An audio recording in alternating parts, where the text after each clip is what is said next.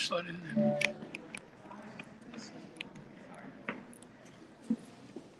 All right. Okay.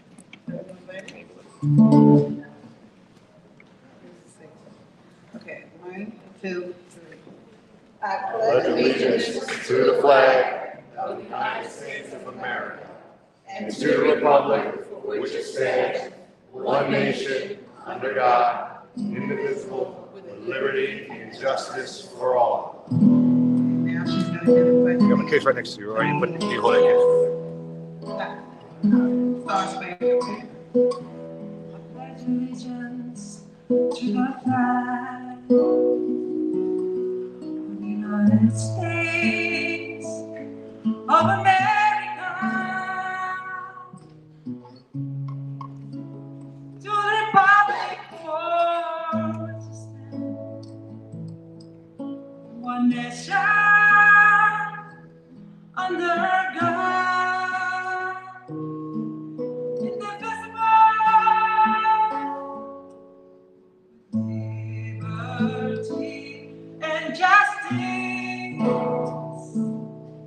for all.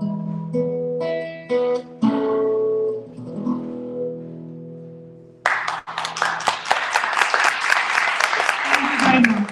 I'm going to sing Star Spangled Banner. And if you know the songs, if you know the words, please sing with me.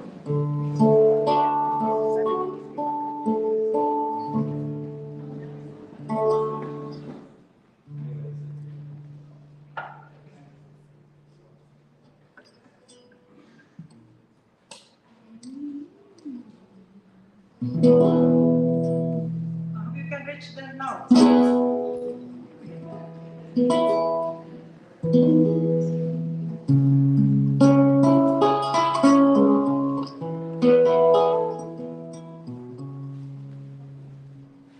Oh, see, can you see by the dawn's early light what so proudly we hailed at the twilight's last gleam, whose broad stars and bright stars through the perilous fight, all the ramparts we watched were so gallantly streaming, and the rockets sang there, those birds leading there, came through the night, that our flag was still there. Oh, say does that star-spangled banner yet wave for the land of the free and the home of the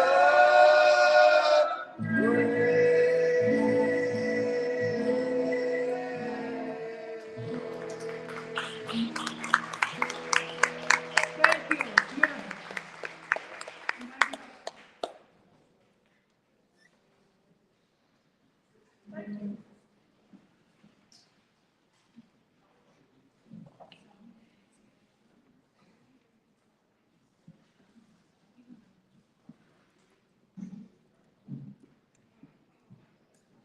All right, folks. Thank you for everybody for taking your time out of your day to come out to this event.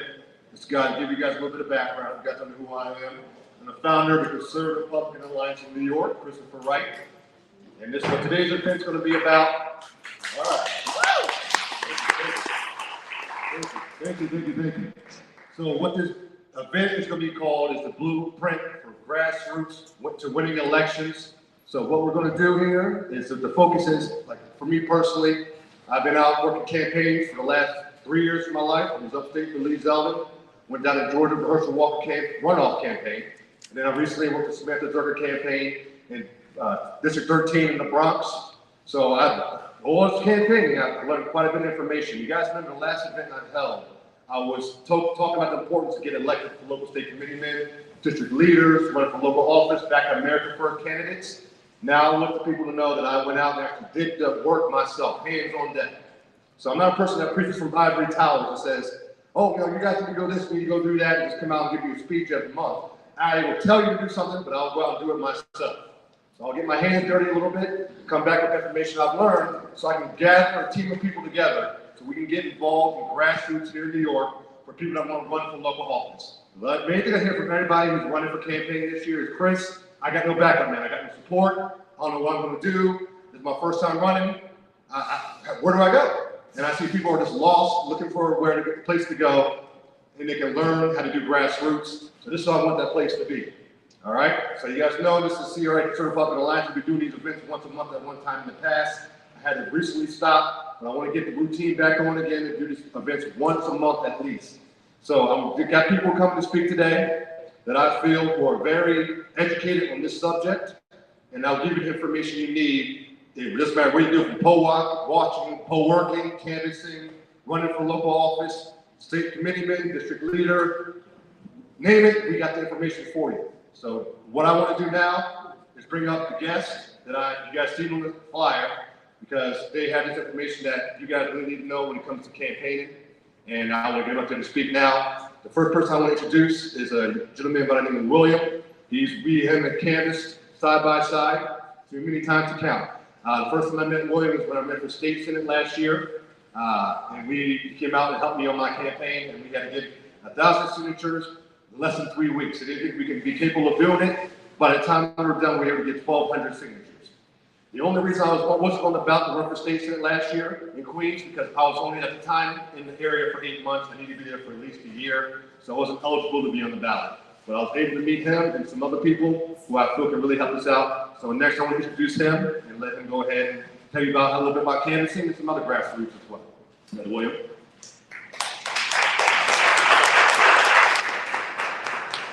Thank you for coming out here. It's important to come out to events like this. I guess the first thing I will say is that too many people don't understand that your most important election is your local election. Now, yes, it's important to vote for president, governor, mayor, but too many people don't realize that the most important people to vote for are Congress, state senate, state assembly, city council, because these are the guys who have the most effect on your lives. Whenever you have a problem, those are the people you generally call. Now, don't get me wrong. I love doing what I'm doing. I've been politically active since 2001. I even ran for city council in 2003. And now, ever since 2005, I've been on county committee. But everybody likes to complain about this, that, and the other thing. Well, what are you willing to do about it? It's important that you get involved. It's important that you become county committee. State committee is your district leader. Like I said, I love doing what I'm doing, but with all due respect, I can't get 1 million signatures by myself. And me and somebody like Phillip Grillo, we cannot do this all by ourselves. If we really want to be successful, we need 100, 200 people in every single district to get the signatures on the petitions to get our candidates on the ballot. We need, generally speaking, the political parties are organized according to the assembly districts. Every assembly district, give or take, has about, let's say, 100 election districts. If you need 2 county committee people in each election district who are basically the representative of the party, in this case, the Republicans. And if you had 2 people in every single election district getting signatures, going door to door with the pamphlets, going door to door to remind people come out, vote, and canvassing and all that other stuff. I'm not saying we're going to win every single district, but maybe, just maybe, we'll actually have a shot at getting people like Samantha elected and we won't have to worry about living in a one-party city, a one-party state. If anybody has any questions or anything, I'll be here. I'll be here until the end of the meeting. But again, thank you for coming out, and enjoy the rest of your day. Thank you, William. Thank you. All right. So, with that said, this is another woman who's been helping me out with the CRA. You guys know the Conservative Republican Alliance in New York has been around for going on 3 years now.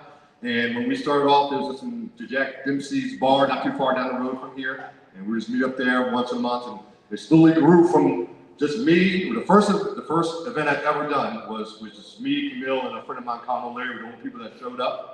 So it started with 3 people, and it grew from 3 to 5 to 10, and to the point where I helped a good friend of mine, Ian, get elected as club president, where he was able to give me a spot to speak here as well with my group.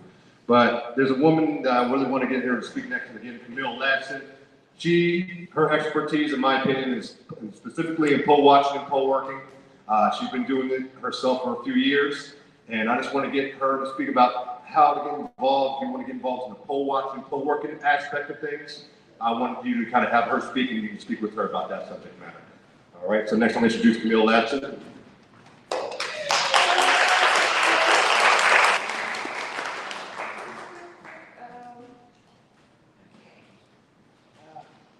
I'm not off the cuff like my colleague here, but so I had written something down.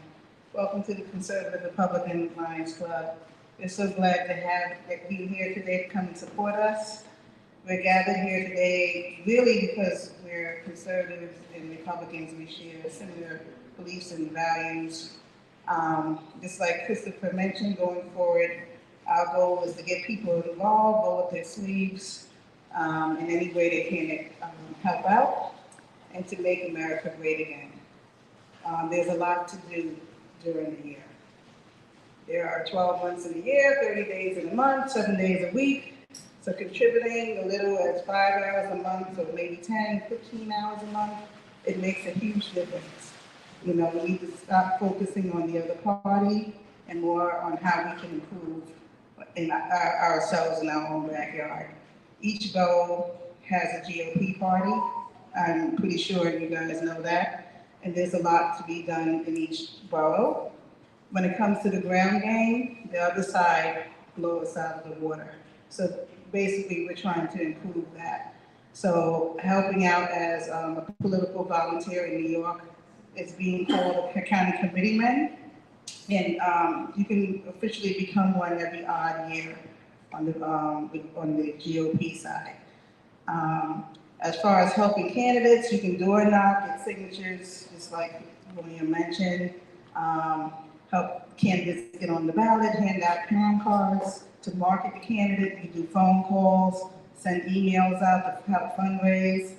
When it comes to the Board of Election, you can be a poll watcher, working for the candidate, or you can get paid to be a poll worker like I do during election week. And you can also help with New York Citizens Audit as a volunteer. And their goal is to educate people on what it's like to be, what's going on behind the scenes at the Board of Elections, and hopefully getting our New York legislators on board to have an end-to-end audit on our election voter rolls. And they have several projects that they're working on to make elections fair and honest. So briefly, I'm just going to discuss what it's like to be a poll worker. I think everyone received a paper at the table, and it had all the list of positions that are in that a poll worker could do. Let me just first talk about poll watchers.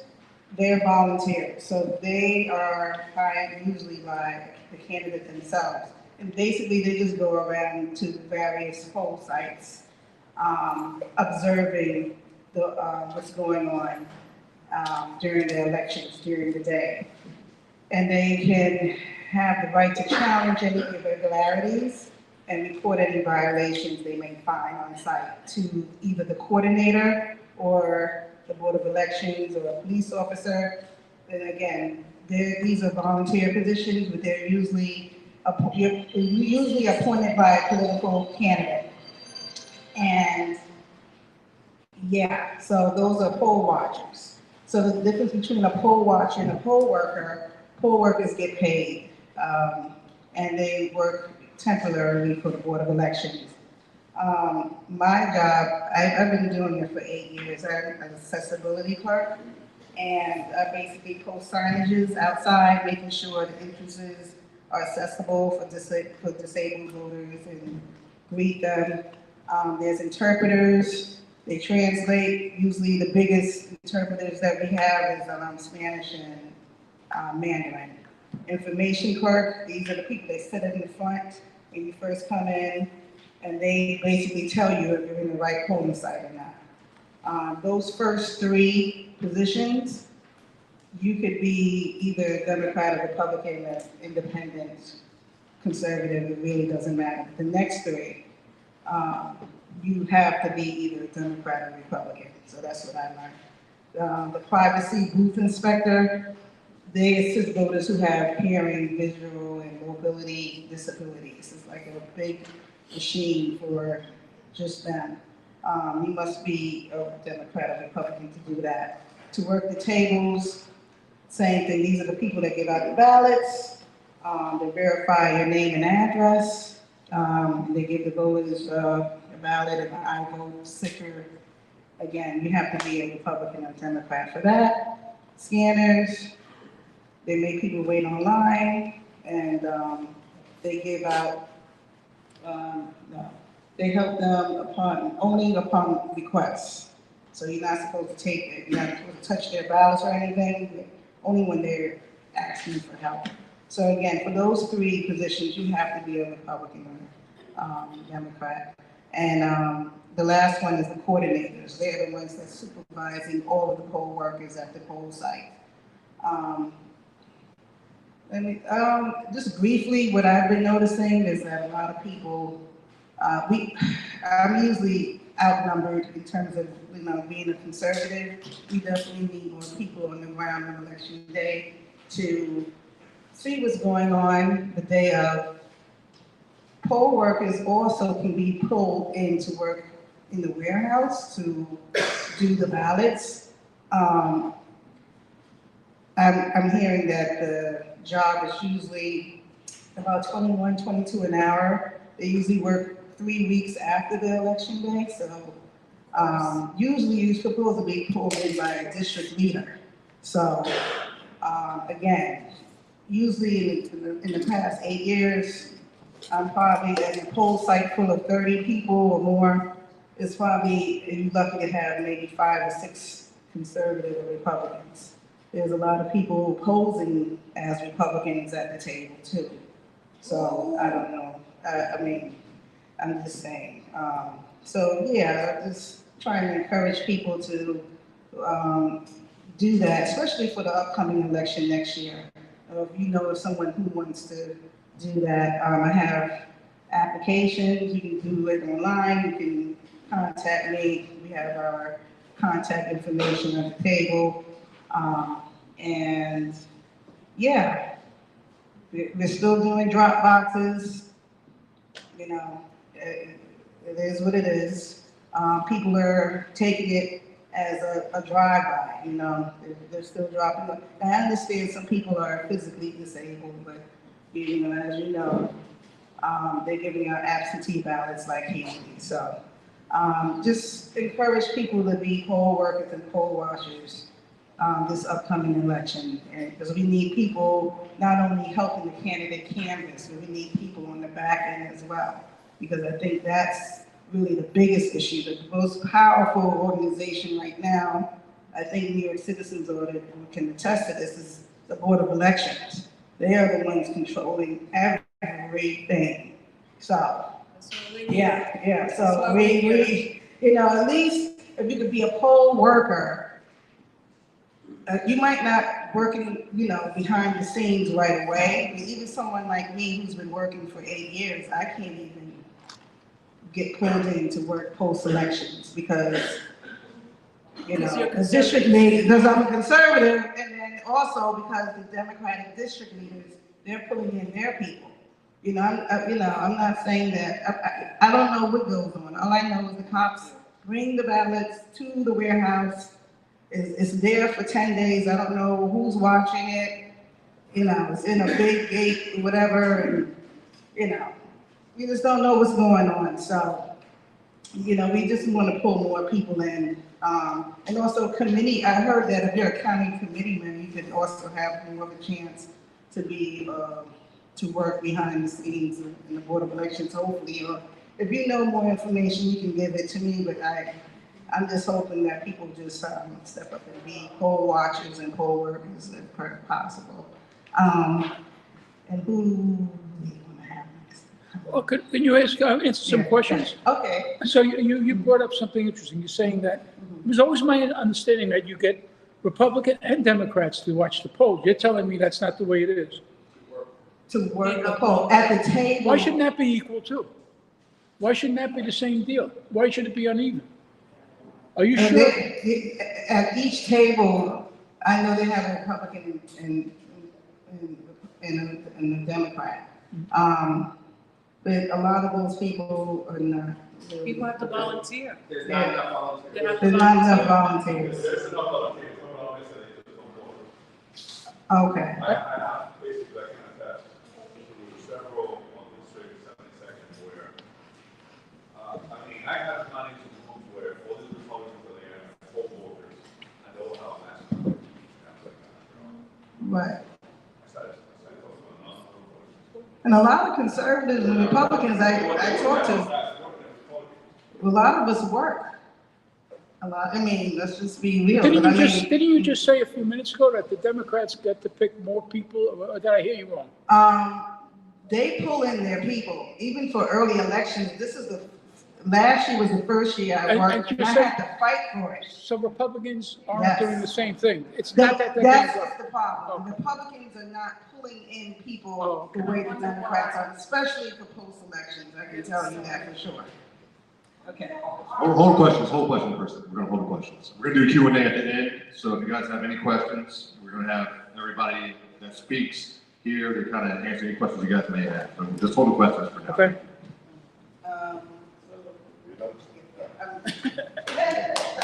Thank you for that.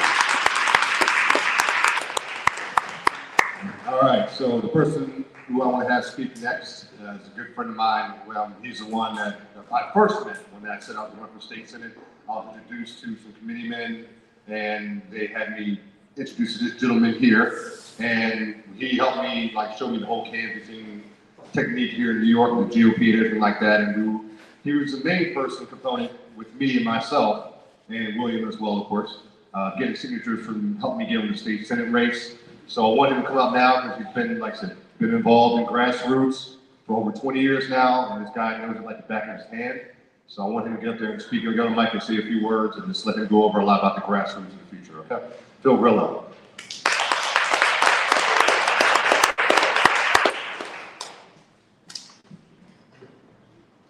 How's everyone? My name is Phil Grillo. I'm from Queens. I am elected in the party in Queens as a district leader, sergeant at arms, duly elected by the county committee. And I hear a lot about the grassroots. The grassroots is going out there knocking on doors.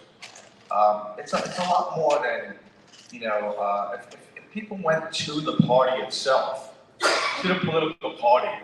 We have a lot of people alleged infighting, looking for power, egotisms within the parties and outside the parties. A lot of, you're a bad, chairman, you're a bad this, you're a bad that.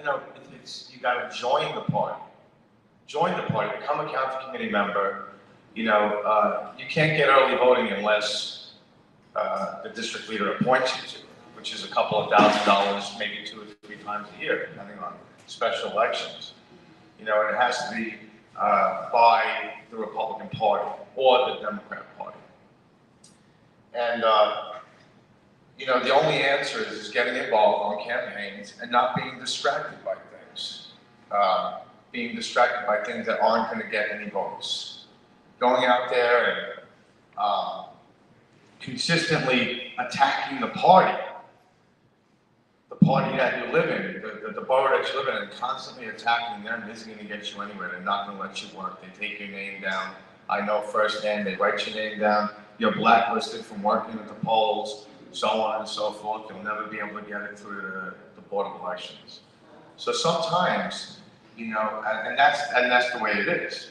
And you know, if you're a county committee member and you go and you get signatures for candidates and, you know, endorsed by the Republican Party. I mean, look, primaries are supposed to be family fights, but the Republican Party, they're not. They're brutal, they're horrible. There's no getting back together after the primaries in New York especially. I mean, we're brutal with each other. You know, the Republican Party itself, the congressmen don't stick together. In New York, we have Nicole Malliotakis. Ooh. 1 out of 11 rhinos that voted for the infrastructure bill. Right after an impeachment of President Trump. That's right. Okay? She says she did it for Staten Island. Yeah, right. We have freshman congressmen, 2 of them, Lawler and Molinaro. Does everyone remember the censorship of, no, not Marjorie Taylor Greene, Adam Schiff? Everyone remember that first round? And you looked at the 20 Republicans that did not vote to censor that man after he made up evidence during an impeachment trial about President Trump, right? Mm-hmm. Mark Molinaro and Mr. Lawler from Long Island, the Hudson Valley and Long Island, voted not to censure that man, and they're freshman congressmen from New York.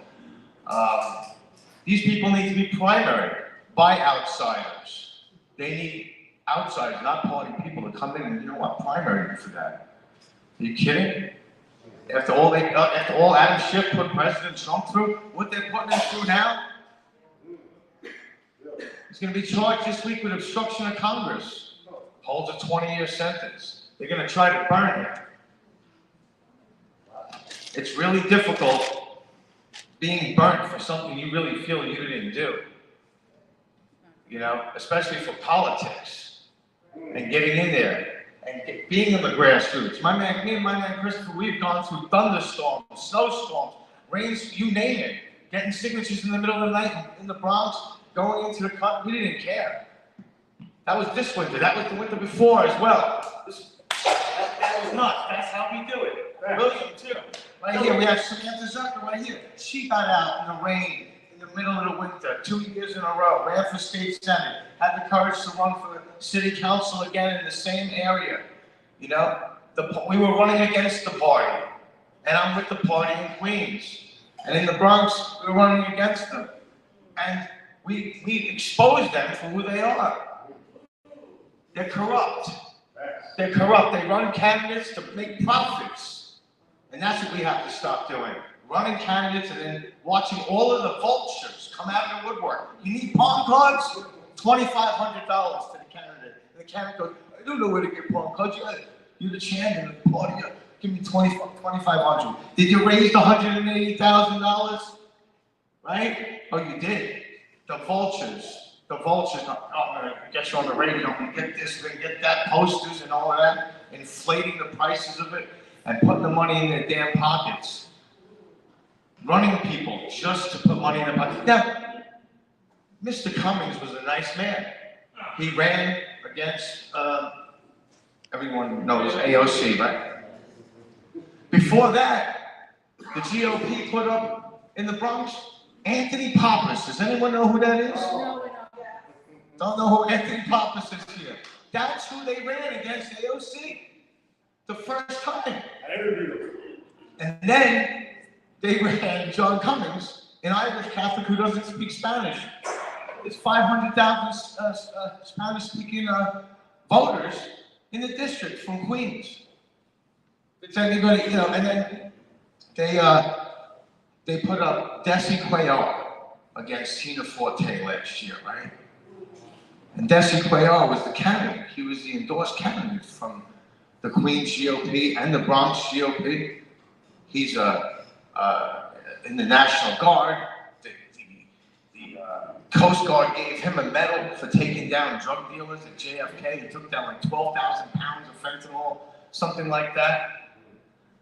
I mean, the candidate, Cuban American. And so he got deployed in the middle of this race. I wonder why. I wonder why, of course, because he would have been the better candidate to go up against the city. So Tina Forte was attacking the Bronx chairman. His name is Michael Rendino, if anyone's heard it on the radio lately in the past 2 months. So, you know, then all of a sudden, somebody by the name of George Santos, who I once nominated, who I once said was a warrior at the door. So, and he had it was unanimous. It was unanimous for him. And all of a sudden, she raised $1.5 million out of nowhere. Then all of a sudden, the party had her back. All of a sudden, she was calling the chairman, you name it. You name it. She was calling him this. I'm not going to kiss the ring of the party. I was in shock. I was at a poll site and on another campaign, and I'm holding out signs and stuff. I see the chairman with her holding out a sign. I said, oh my God, she must have raised a lot of money real fast. That's the problem, ladies and gentlemen. We have to stop giving money to candidates who are going to go ahead and give it to the vultures, who are hand-picked candidates who don't talk to you like they're one of you. They talk to you because they're hacks as well. A lot of these candidates, they come in, and yes, yes, yes. It's all about money, how much money you can raise.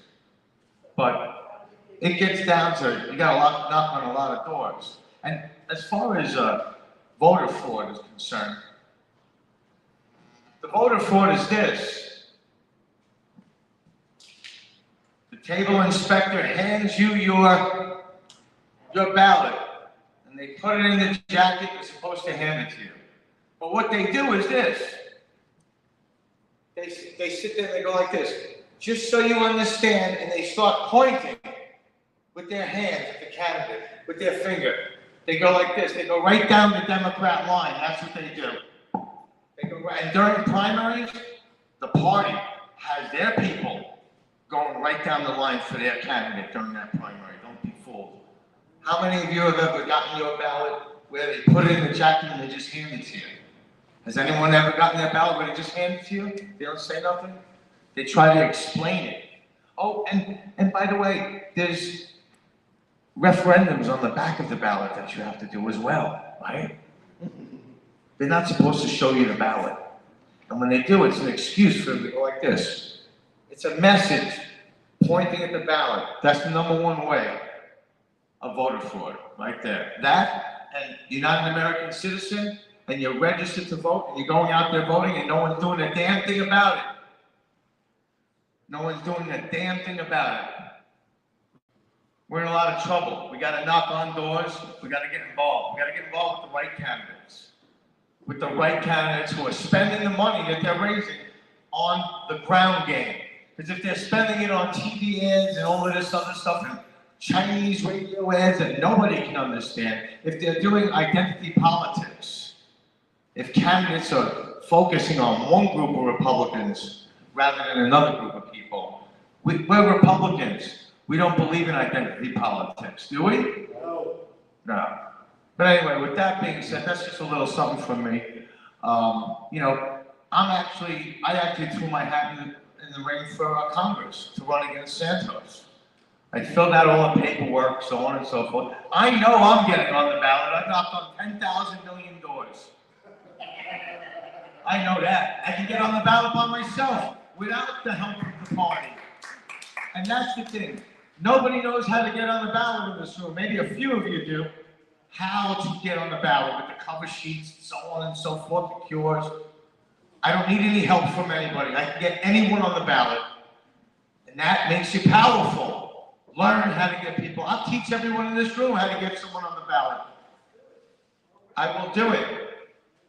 And then whatever it is, you're either a candidate or you're primary, whatever it is. You want to run for office, you can run for office.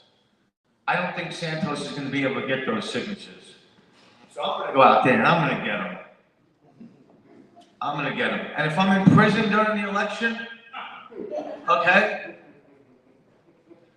I'm not going to resign if I'm on the ballot. I'm not going to say, well, take my name off the ballot if I'm in prison during the election, which is very possible.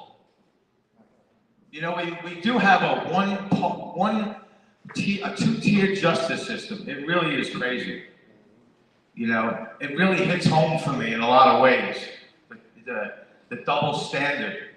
The double standard of this justice system is like breaking my heart. I'm heartbroken. I'm absolutely heartbroken over the justice system in this country. It's affecting me directly. It is horrible. It's been a disgusting, horrible 3 years for myself, okay? Politically, my life is upside down. My whole life is torn upside down because of a two-tier justice system. And, you know, people say, well, why do you do it, Phil? Why do you care so much? Why do you care? I'm serving my country. That's what I'm doing. By getting up and getting out there and getting candidates on the ballot and being campaign manager 3-4 different election cycles in a row and getting out there for nothing, for no money, getting out there, organizing everybody. That's what you gotta do, you know? You wanna be a county committee member? You gotta do something for it, get some signatures. That's the way you get involved. Anyone wants to join in Queens, I'm only doing Queens because I'm not a district leader in Manhattan, so I wouldn't know. But I can help anyone anywhere. I'm allowed to do whatever I want. I can help anyone I want get on the ballot. I don't care about the party. The party tells me, I don't like that person. I don't want them on the ballot. And I think that they're a great candidate. By God, I'm going to get them on the ballot. And that's the attitude we all have to have, people who are not in the party. Okay? It's gotten me nothing, but it's gotten me the position, it's put me in the position to put poll workers in. And I've had an education that you just can't buy, getting someone on the ballot without anything getting kicked back at you, like you're on the ballot, there's nothing they can do about it. But anyway, good night, ladies and gentlemen, and thanks for coming out. And, you know, I'm glad I came in here tonight. The air conditioning is phenomenal. I guess, good night.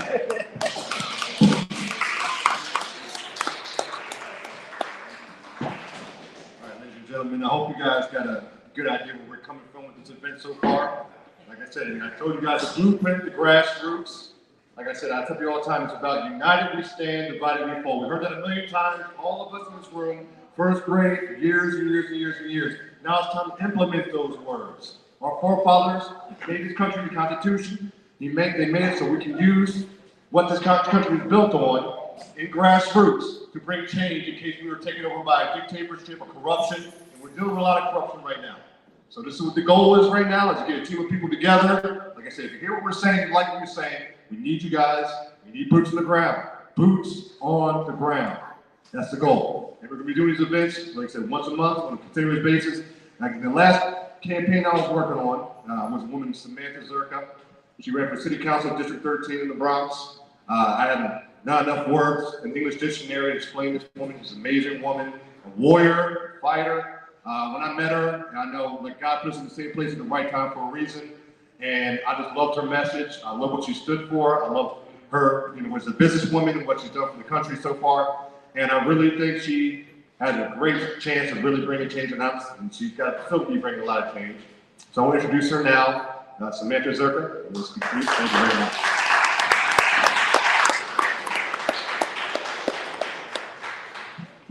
Hello, everybody.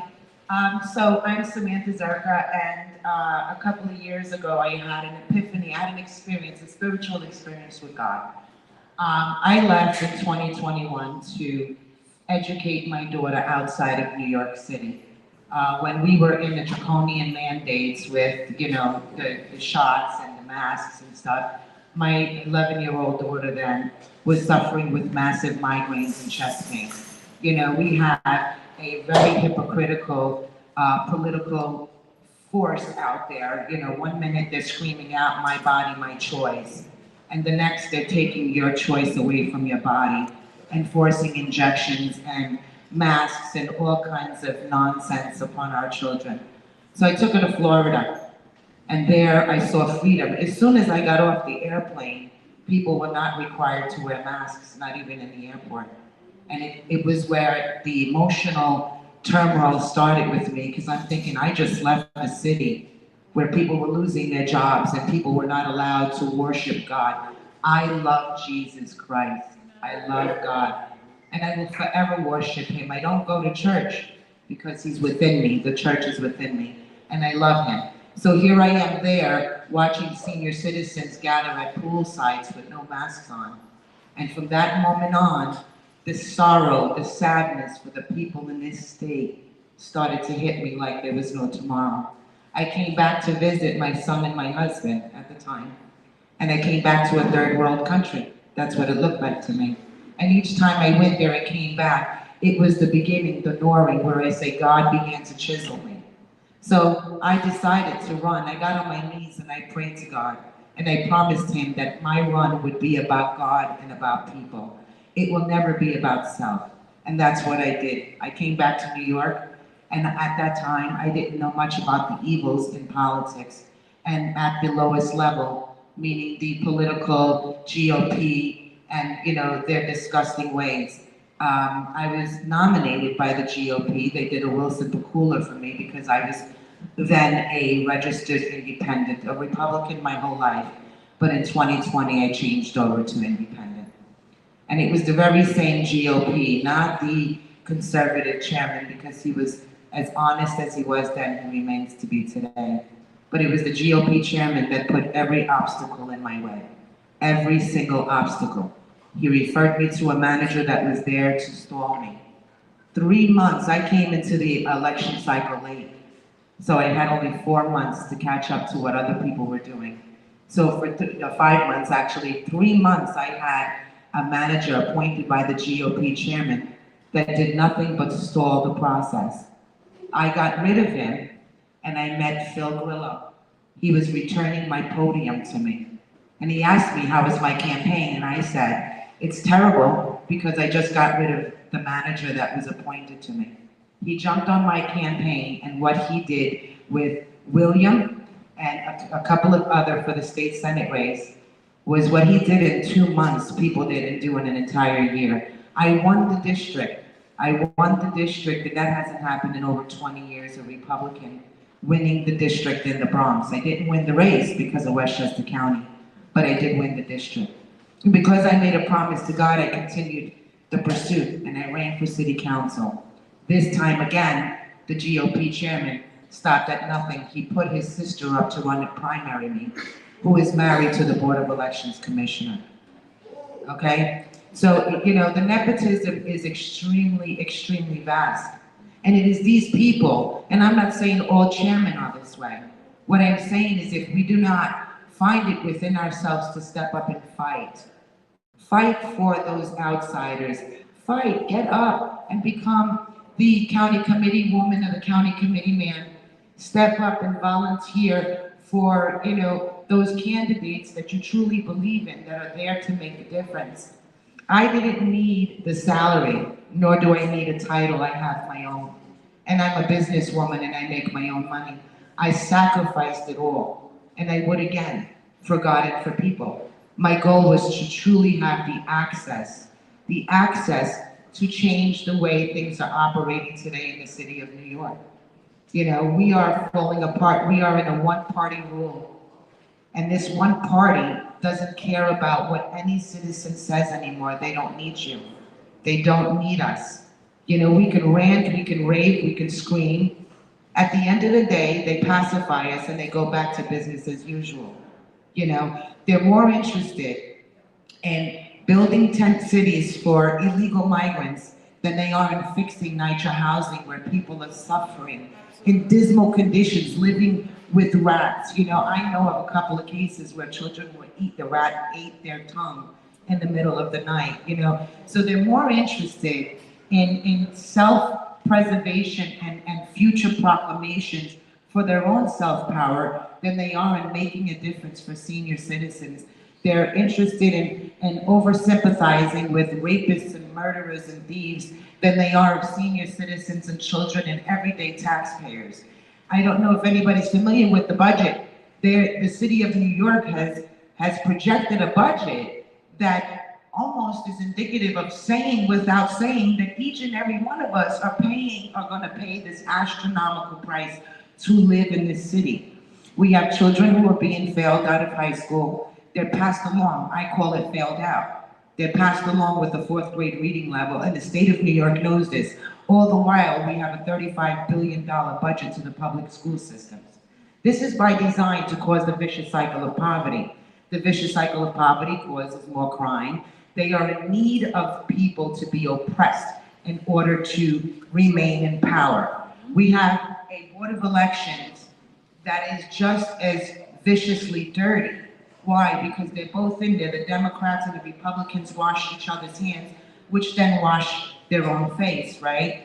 How do we get them out? How do we clean this? We clean this by getting out the seed that's planted in the garden, that is producing a tree that is siphoning our oxygen, not producing oxygen for us. We get rid of these GOP chairmen. We get rid of the rottenness that is there by design to self-proclaim power. They do not give a hoot about what we experience at all. I haven't heard anybody speak about the senior citizens in certain areas of the Bronx who are fearful to leave their home, or about these criminals that they're going to take out of Rikers Island and put into hospital settings without any supervision. No one's speaking about the level of child, pornography or child, sexual assault, or the rate of rape, which has increased in dramatic numbers. No one's talking about the victims. Nobody speaks about the victims. I speak about the victims because I am a human, and one day I can be that victim. Do you understand? We are in a terrible place. And I said it when I was running for state senate and many group meetings. We need people to step out and volunteer. We need people to build a fire of God in your belly and don't lose sight of Him. We are at the precipice of losing of everything that we stood for. They want to, I go to one community and I'm raising hell about building the 10 cities in Orchard Beach, and I'm called a racist. You go here and call this, and guess what I say? I don't give an F what they call me, okay? I don't care, because I'm not worried about what they see me as. I'm worried about what God sees me as. Do you understand? And we need to remember that. And I don't care if you preach to Jesus or you preach to Allah, you preach to Yahweh. Point is, preach and get out and stop forgetting about the most important thing that He has given us, and that's the free will. We have free will that they are taking from us.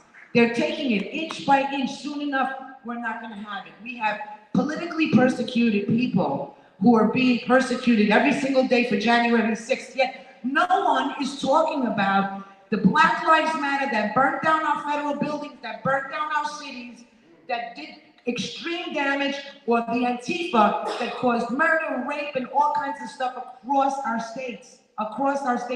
We have yet heard of a single person being prosecuted. Yet people who dared to exercise their constitutional right, and before I say constitutional right, the moment we were born, God gave us our free will with the very essence of our first breath. The Constitution is there to ensure God's will for us. And here we are. We have innocents who dare to exercise their constitutional rights to protest peacefully, are being persecuted. We have a former president of the United States, which I say still is the president of the United States, being persecuted and prosecuted because we have this ill mind, and we have partaken in it when we decided to defend ourselves for being human. Don't defend yourself. Who cares if they call you racist? Who cares if they call you anything, misogynist or any other nonsense word? Be proud that you stand with conviction. Stand with conviction for people who are willing to step out of their world to run for office to the betterment of our city, of our state, and of our country. We need people to recognize that there's always going to be a need for more. Spread the word, spread the love. My God, if we don't do something soon, we will not have the ability to do nothing no more. My parents suffered at the hands of communism. My father spent 11 years. He was put in snake pits, Albania. Okay? He had land and he was a farmer boy. He knew nothing about politics.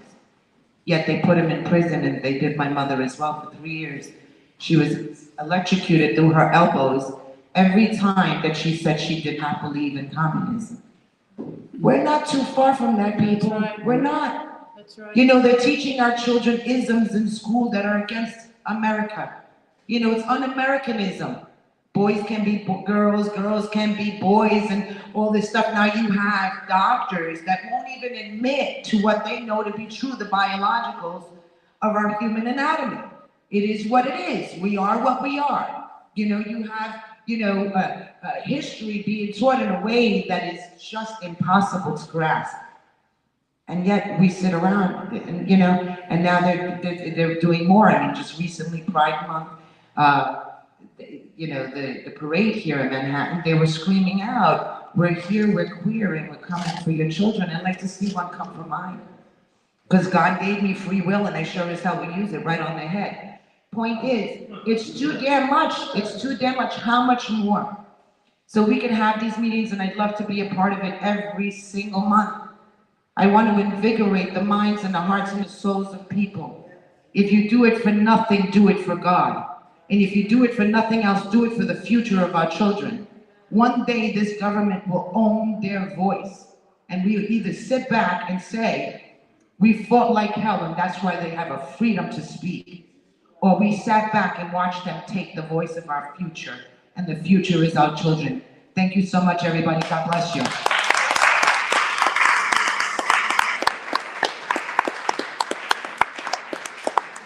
All right, folks. Yes, so again, like I said, this is where we're about right now. We're in those times where we need boots on the ground more than anything else, because we need people to really get out there and back these candidates who are here and speak today, and help them out with what we're doing. But there's something I want to go over as well. It's very important. I got Sunny, the woman you just heard sing the opening anthem. Her son is with the Catholic football team, a defensive end, by the way, for those wondering. So he has a raffle going on for $20 for a potential chance to win a $1,000 Amazon gift card. So where it's $20, 5 raffles, 5 different numbers, all that good stuff like that. So I just want to get everybody a heads up on that. One of the top schools in New York, and St. Francis is the name of the high school, by the way, as well, Catholic school. Just want to mention that. There you go. Yeah, and the book is $20. Okay, right. And the gentleman is right there, by the way. There he is, right over there. There he is. Hey, all right. All right. Okay. All right. So now the next group, you guys remember the guys who were able to attend our last event? Probably 4 or 5 months ago, we had our last event. We had in New York come out and speak, say a few words for us, as you know, that's the machine over there. Say a few words. And we want to bring them back again because, I feel the message that they have, it does coincide with what we're trying to do here as well. So it's like, I want them to come up and have a couple speakers. Sorry. All right, so yes, so Daniela? She's right there. Stephanie, sorry. I haven't heard Daniela. All right, Stephanie?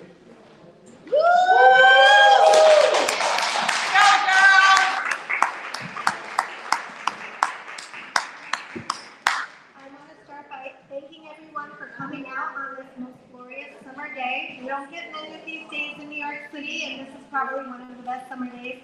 So thank you for being indoors with us here at this event to talk about grassroots efforts. I want to thank Ms. Neal for inviting us back. What we have done in the last 2 years of our organization's work is really compelling, and we really do appreciate you giving us this time to listen to what we've done.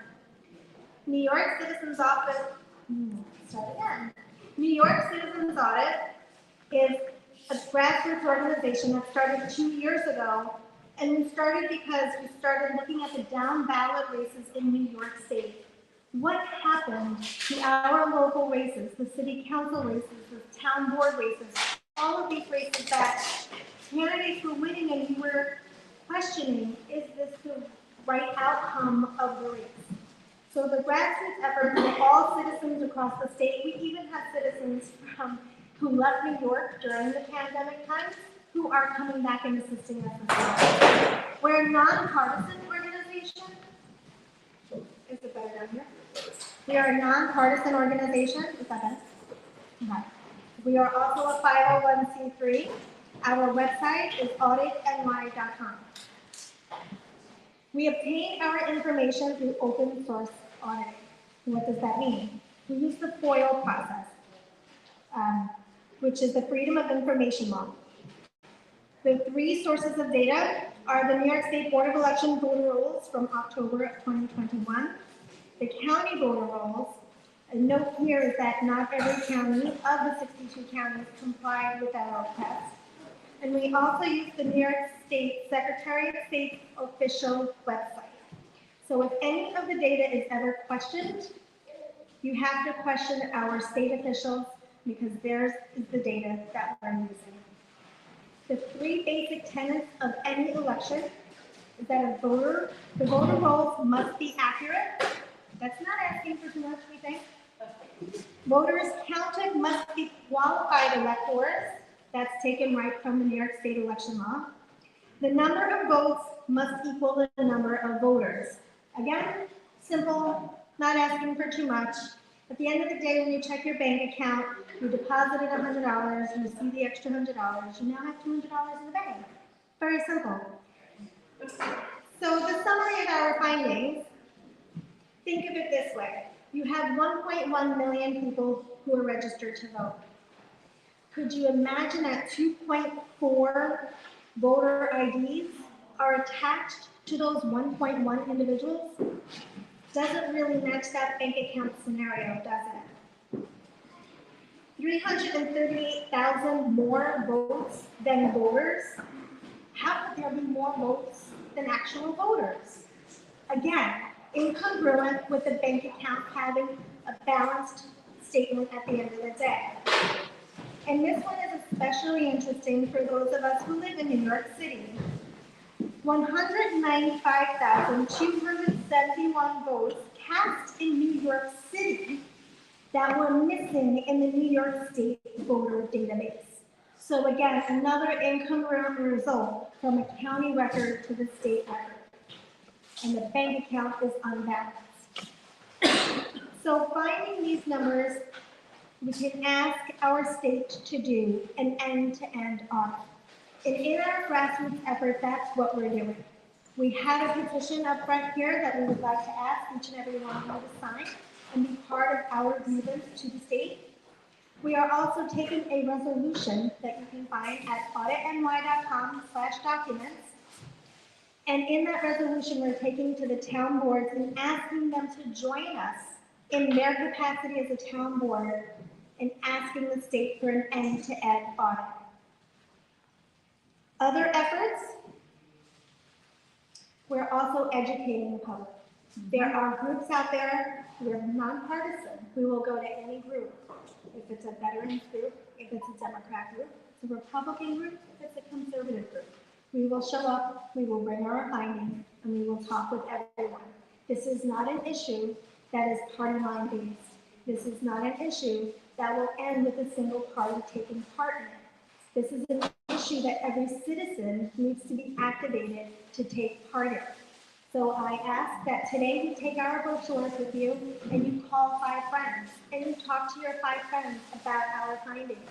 And you ask them to go to the website and view the findings and to share it with 5 more friends of theirs. That's how this grassroots effort started, and that's how this grassroots effort will go forward. And that is how we complete the task for the end-to-end audit. Because it is that end-to-end audit that brings the truth of our elections in New York State to light, and it is that truth that brings to us a resolution that is sound for every citizen in this state. There are opportunities to join our organization as a volunteer.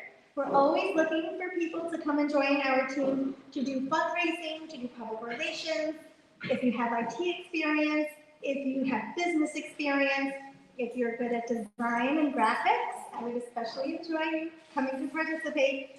We're also working through Canvas efforts, and we have our local strike teams throughout the state. There are 62 counties, and I'm happy to report that we have 44 active, is it 44 still, Danielle? About 44 active teams across the state working toward each of these projects daily.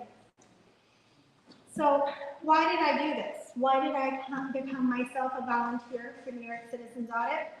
I have no children, I have no ties, I can pick up and leave New York whenever I want. This is home. This is home, and it will always be home.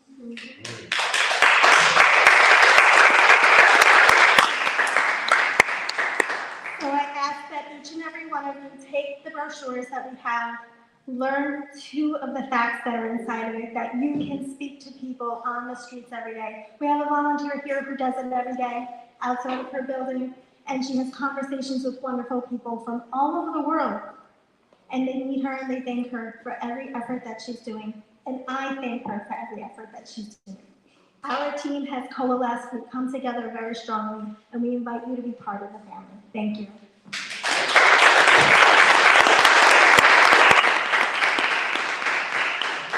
So, is it time for Q&A or is there another? I just want to say one thing. Okay. Steph is the social media director, and she's also in charge of all the communication. She reaches out, she speaks to anybody who has an interview, she can arrange for all of that interview or any interaction with media. Public relations and the media, okay. Anyone has any particular questions about citizens audit? Okay, 1, 2, 3. Okay, yeah. You know, I'm a registered and I'm here when I get people to come to the meetings. I was also there on January 6th. And my problem was why I had not made the commitment, and I'm a conservative, to the Republican Party before I go ahead and go this year.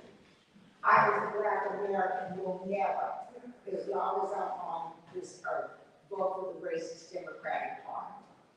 I moved to, I was a Bernie girl, she in the Bernie, went from him to Jill Stein, both of which were disappointments. And in the last election, I voted for Trump. I have every intention for voting for Trump. I don't even know, wouldn't even consent, RFK Jr. And why? He's a Democrat. Why? I don't believe in killing babies, and I don't believe in open borders. And if you are a Democrat, you believe in both of those things. If you were independent and did not. Battery's not charging, I don't know why. And Trump is. This thing is charged too. I'll try, give me a second. But I don't feel like I really have. You want to unplug this here? Try and plug it. I changed my, I guess it drained. I had No, to it- change it.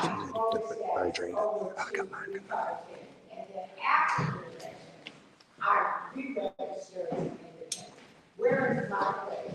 I'm willing to do phone calls, and I'm willing to go out and do the whole thing. But I'm willing to do phone calls for any candidates that are running, to give them every right. The Republicans are not doing anything, Senate or Congress.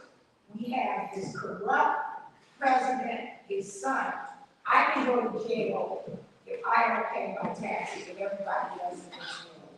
Secondly, I can see the Republican Party, and we do have a few senators and congressmen, are really helping fund Black candidates who run, such as Joe Spaniel, who was running for mayor this last time. I talked to every one of my black friends. But what do you guys think? What this gentleman over here, Phil, if I know candidates, I'm willing to make a phone call. Somebody needs to get in touch with me. You want help, I'm willing to help. Another thing I want every person in here to do is reach out to Black American friends. Absolutely. Tell them about the racism of the Democratic Party and why you're never gonna ever get anything from them. I do it. So if you do have Black friends, you need to be talking to them about the benefits of becoming a non-violent Republican. Thank you. As I said in the general election, Absolutely. I do vote Republican. That's all I wanted to say.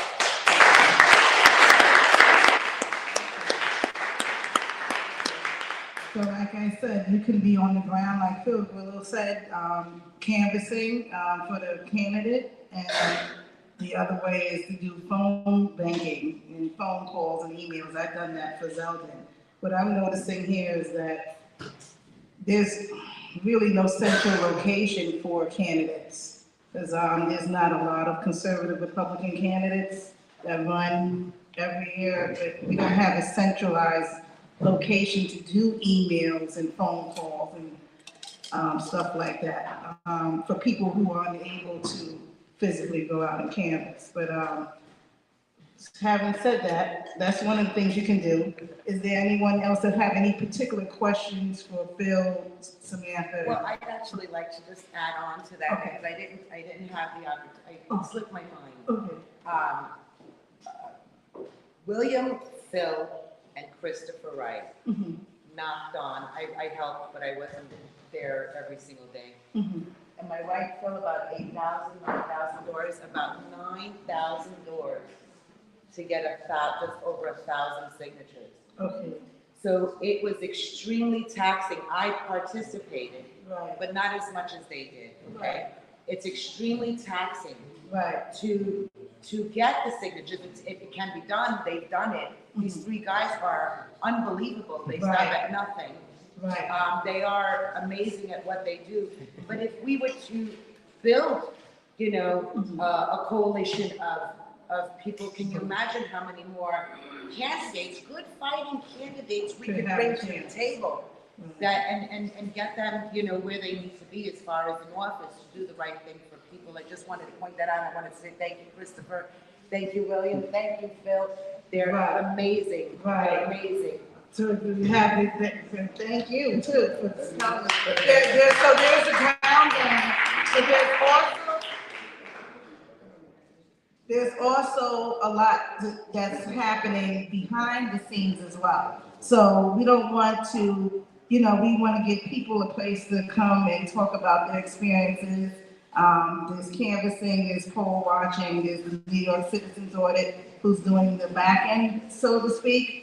But, we don't want to pigeonhole everyone, but we wanted to show that doing anything is better than doing nothing, because we're in the echo chamber a lot. Josephine? Yeah, I have two questions. One for Steph. Can you elaborate, because this is what's happening, especially in Queens, okay? There's a lot of good, solid candidates this year. Samantha's one, amazing. I'm so impressed, and it's very hard to impress me in politics from either party, okay? I'm always on the lineups, and they know me, and I know them. There's a lot of solid candidates this year, okay? The problem that I'm having, I've gotten a lot of flack for it, okay? There's a lot of reliance on people that have been working a lot in the Board of Elections, and they have a history, and they do really good at what they do, getting signatures and stuff like that. Right. I was wondering, can you elaborate, because the big thing now, they're pushing this magic bullet of ballot harvesting. They're pushing it like there's no tomorrow. Can you just talk a little bit about that? Because Trump said that's an abomination, quote unquote. Well, when you have 1.1 million registrants with 2.4 registrations, you can ballot chase all day. You will never catch up. because they have counterfeit voters embedded in the voter rolls. Our chief researcher has been peer-reviewed and published in a scientific journal with his findings of the algorithm embedded in our voter rolls. So how does any political party say they won an election when an election cannot be certified in the state of New York because an algorithm is embedded in our voter rolls? And I think Diane is here as well, and Diane can speak to that as well because she has firsthand experience with that effort as well. You're talking about the machines, right? With Yeah, the well, Software, not the machines, the voter rolls. the algorithms. The algorithms, software. it's like, it's embedded, like computer programming, you have coding for programming. Yeah, New York State database. I'm learning this as I'm. Yeah, but how does it work? How does it work? Because I thought I heard you before and I don't really I grasp am it. not a cyber expert, but there is one word you can go home and look up. It's steganography. So what they have is in the voter rolls, so every registration, but let's say on the 10th line, there's a counterfeit voter, and then you go to the next 10th line, there's a counterfeit voter.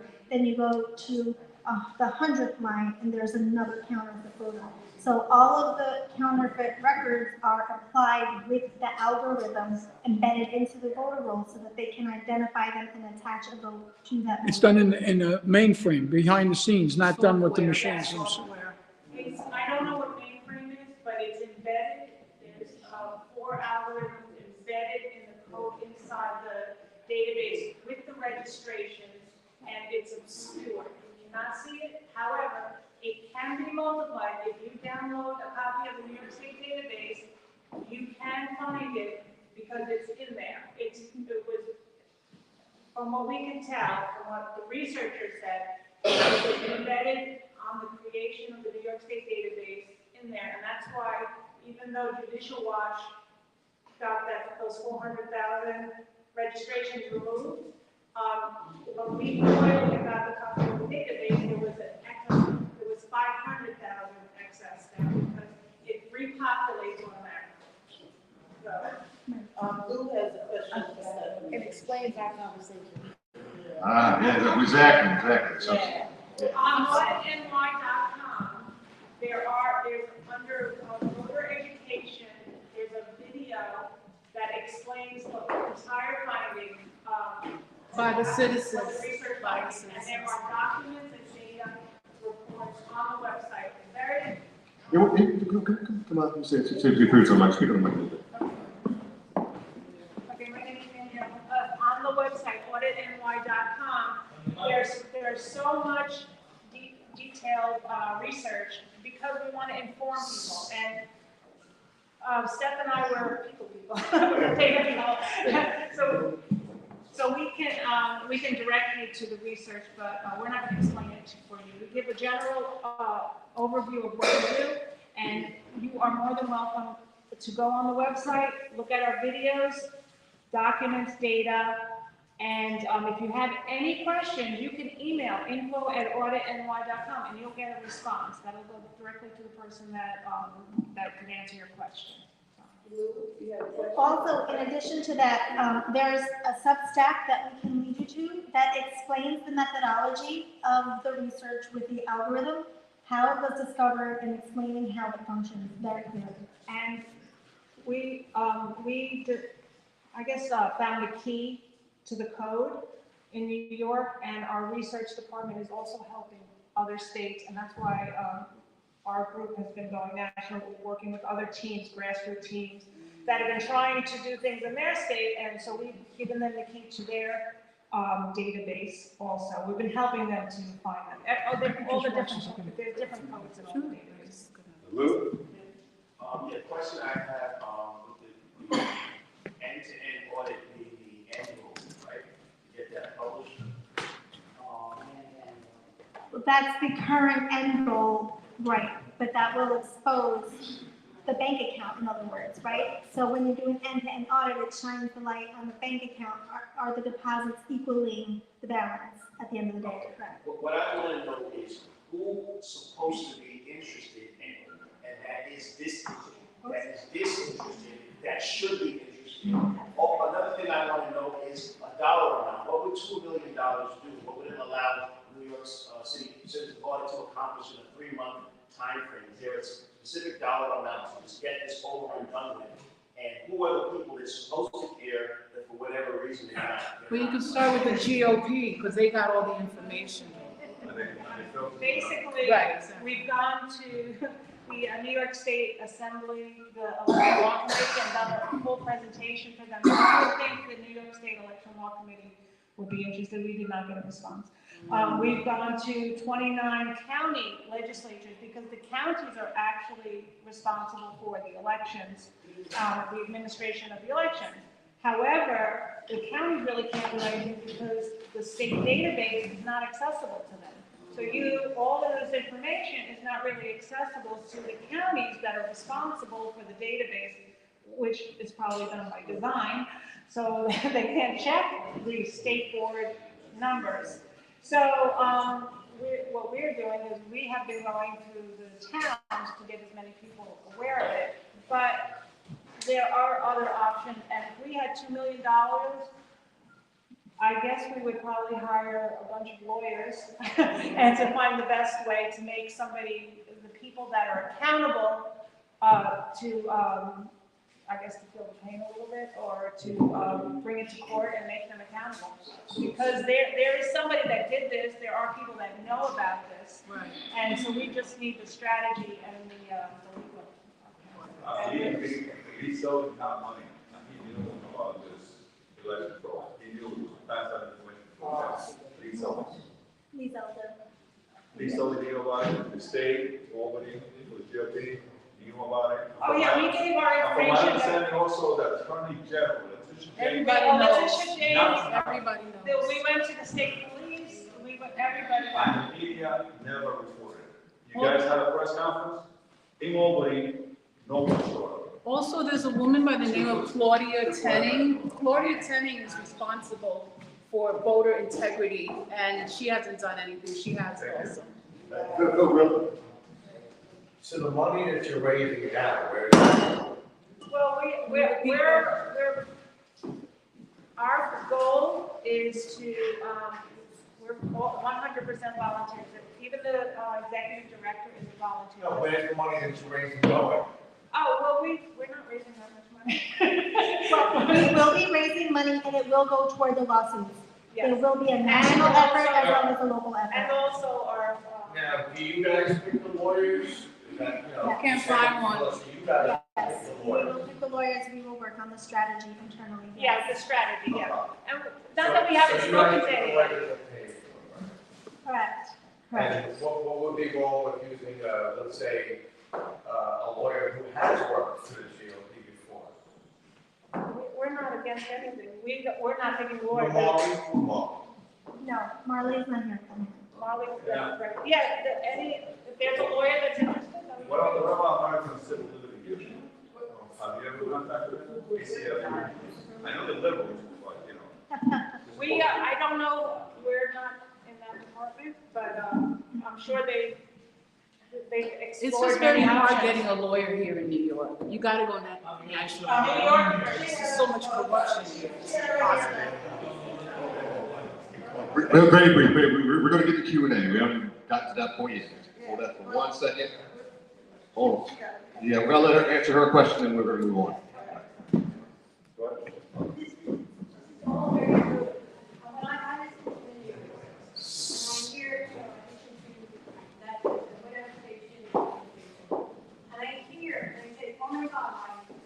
These people were not legally elected. How can I hear that?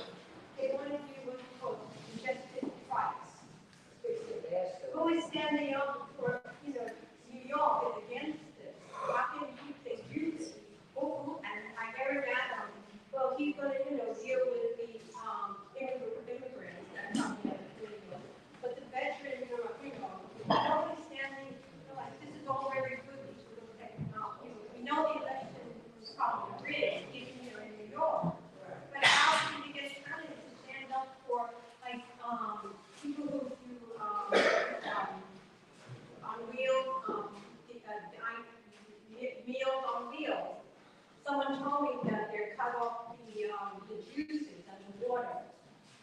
with, older people need, drink a lot of water, a lot of juices, and now they cut it out.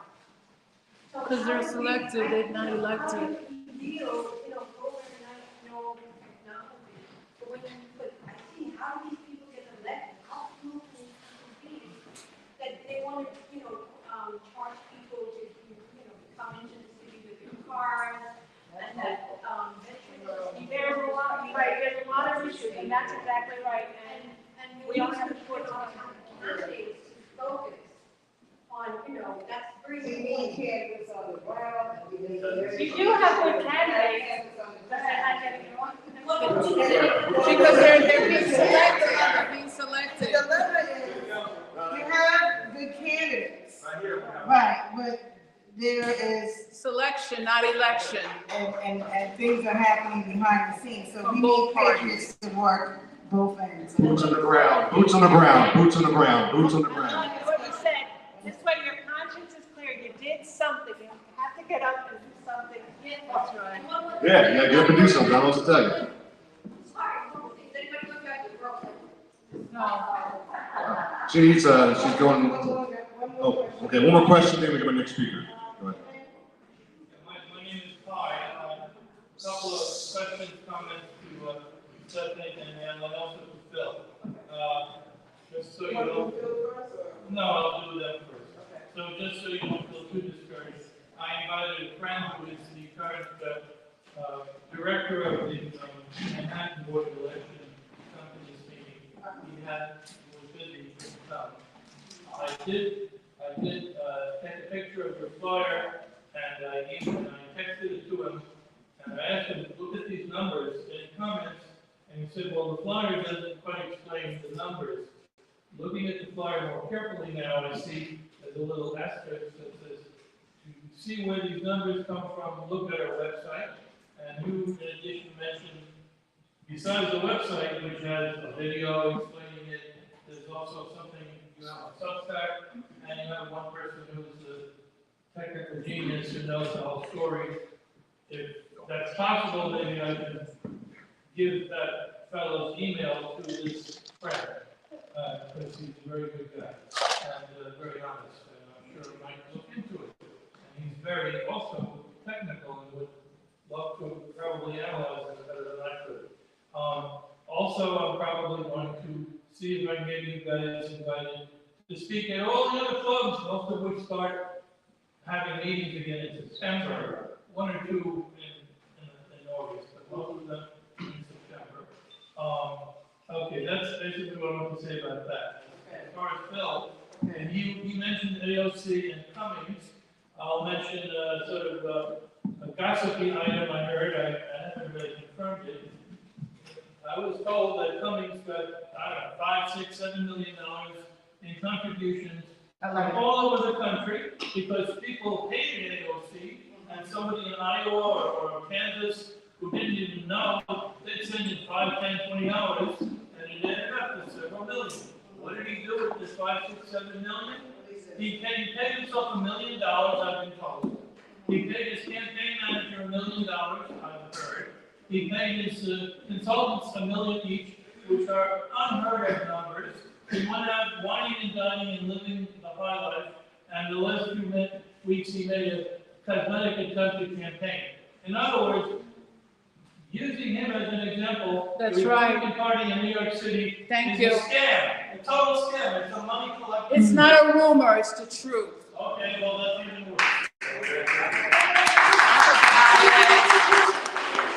We need clubs like you to get the word out on New York Citizens Audit and how to correlate, like Samantha was saying, volunteers and boots on the ground, like Chris was saying. Because from what I understand, the last 2 years, a lot of clubs, they love to present, people go home. But they don't give the blueprint on how, what are the Democrats doing on their side to win? You know, we don't even have our game together. We need hundreds of volunteers in each bubble. Let me answer this question.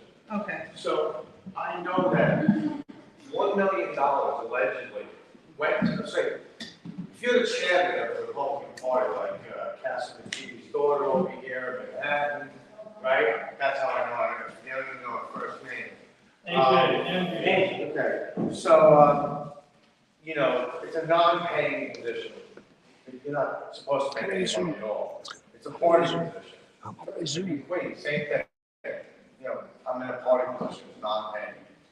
So what the chairman of the Bronx GOP did was he found Mr. Cummings to run against AOC, raised the money with him, you know, they have like, in other words, it's hard. If they raise you $100,000, they keep $90,000 and they give the candidate $10,000. I don't know if anyone knows that.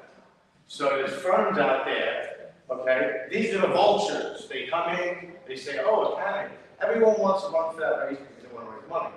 So the chairman of the Republican Party managed his campaign and allegedly made $1 million off of that. So he nominated him, found him, nominated him as the chairman, put him in that position, and then made money and profited off of his campaign.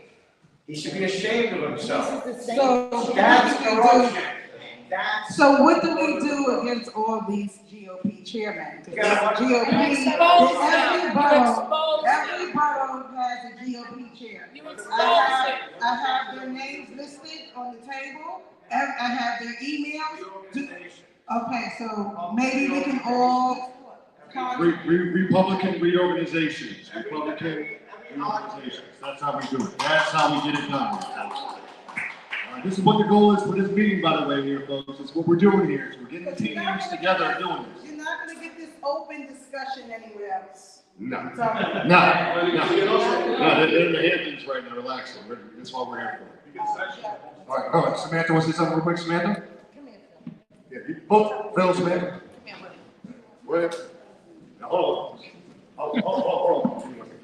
All right, before we do this, real quick, hold on a second.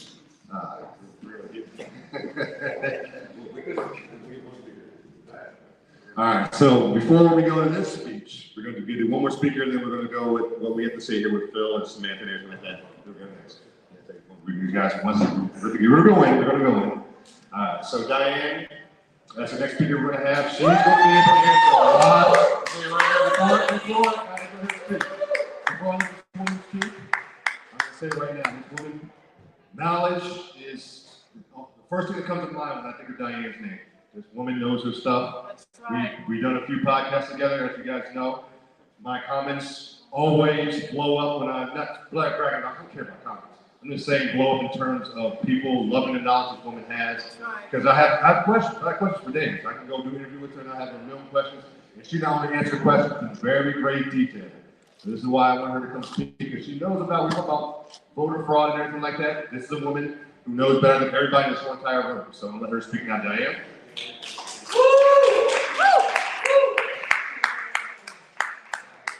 We love you. Love you guys too. As most of you may know, I ran in the 2022 elections against Chuck Schumer as an independent.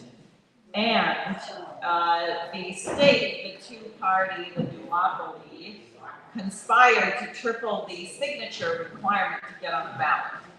So to run as a statewide candidate in either a minor party, libertarian, green, or whatever, independent, instead of 15,000 ballot signatures, we had to get 45,000 ballot signatures in the same 6-week period.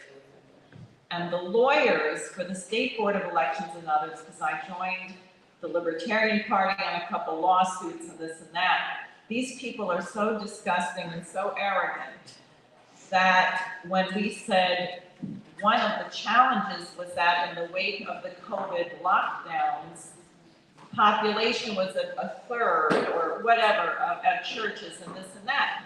So we said, well, you may say it's no longer a state of emergency, but this makes it more difficult. They should lower them. And they said, if people are afraid to sign the petition because of COVID, which wasn't what we asked, they said, you can make an appointment. No one is preventing, and this is in writing in a legal document, no one is preventing the candidate from scheduling an appointment on Facebook or the phone to get a signature. Now, Phil, can you imagine scheduling 45,000 appointments and saying, oh, you live 3 hours away, I'll drive 3 hours for one signature? And they said that seriously in one of their legal documents. It's unbelievable. So my campaign, I told my volunteers we did not pay people to petition, I did not pay people for signature. I said, we are doing something impossible. We're doing it because these people are going to get us in a nuclear war, which is where we are headed right now.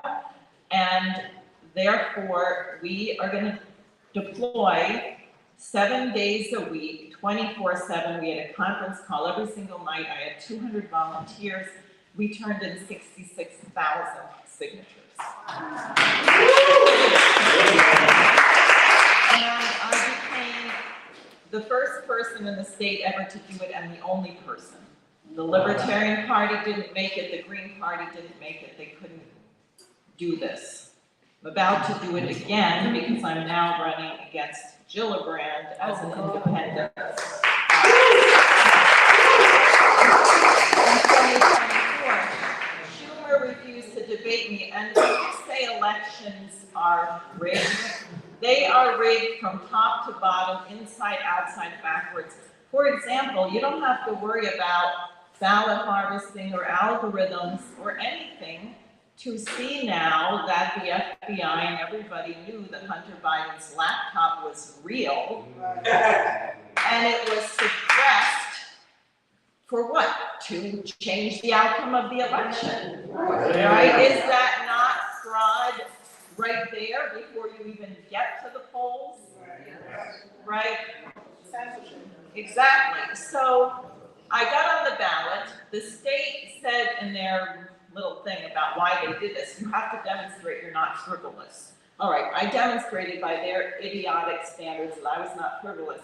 Schumer, of course, refused to allow me in the debates. He debated Pinion, who has the same policy on him as him on war and everything else, basically. But at any rate, they would not allow me in the debates. The television station said you can only be in the debate if you're showing 15% in the polls. So my campaign manager said, what are your polling agencies? I had gotten calls because I had so many volunteers who also get good intelligence. They said, hey, we got a call from someone polling us about who we're voting for Senate. And when we said Diane Sayre, they said, oh, you're not allowed to choose her. You have to choose. Yes. So we got the 4 polls, and we got the questionnaire that they were asking the voters. Not one of the 4 polls included my name. So how could you get 15% on a poll you're not even mentioned in to be allowed to participate? That's the other way that they steal the election. Then there was one poll that mentioned my name, which showed me that about 5% of the votes statewide, which is very, very high for an independent. It's about triple what people get. So election night comes, and I'm watching the vote on television, and my vote gets up to 57,000 votes, and I'm saying, all right, well, maybe they're going to credit me with at least as many votes as I got signatures. Maybe we'll get up to 66,000. But then this really weird thing started happening. My vote total started going down. How's that? And that's when people started taking screenshots everywhere. So I had 57,000, then I had 53,000. Then the next morning I got a call, hey, I see you got 29,000 votes. I said, what? So then I started looking. Then what I discovered is the State Board of Elections said that my vote was going to be 25,000. Wow. And if you added up all the votes by county, it was still at about 30,000, 29,000. So I said to my husband, I said, can you quickly get a screenshot of what my vote total is in every county, because then we're going to see which counties they take the remaining votes from. So sure enough, he got the screenshots, and 3 more counties had my vote go down.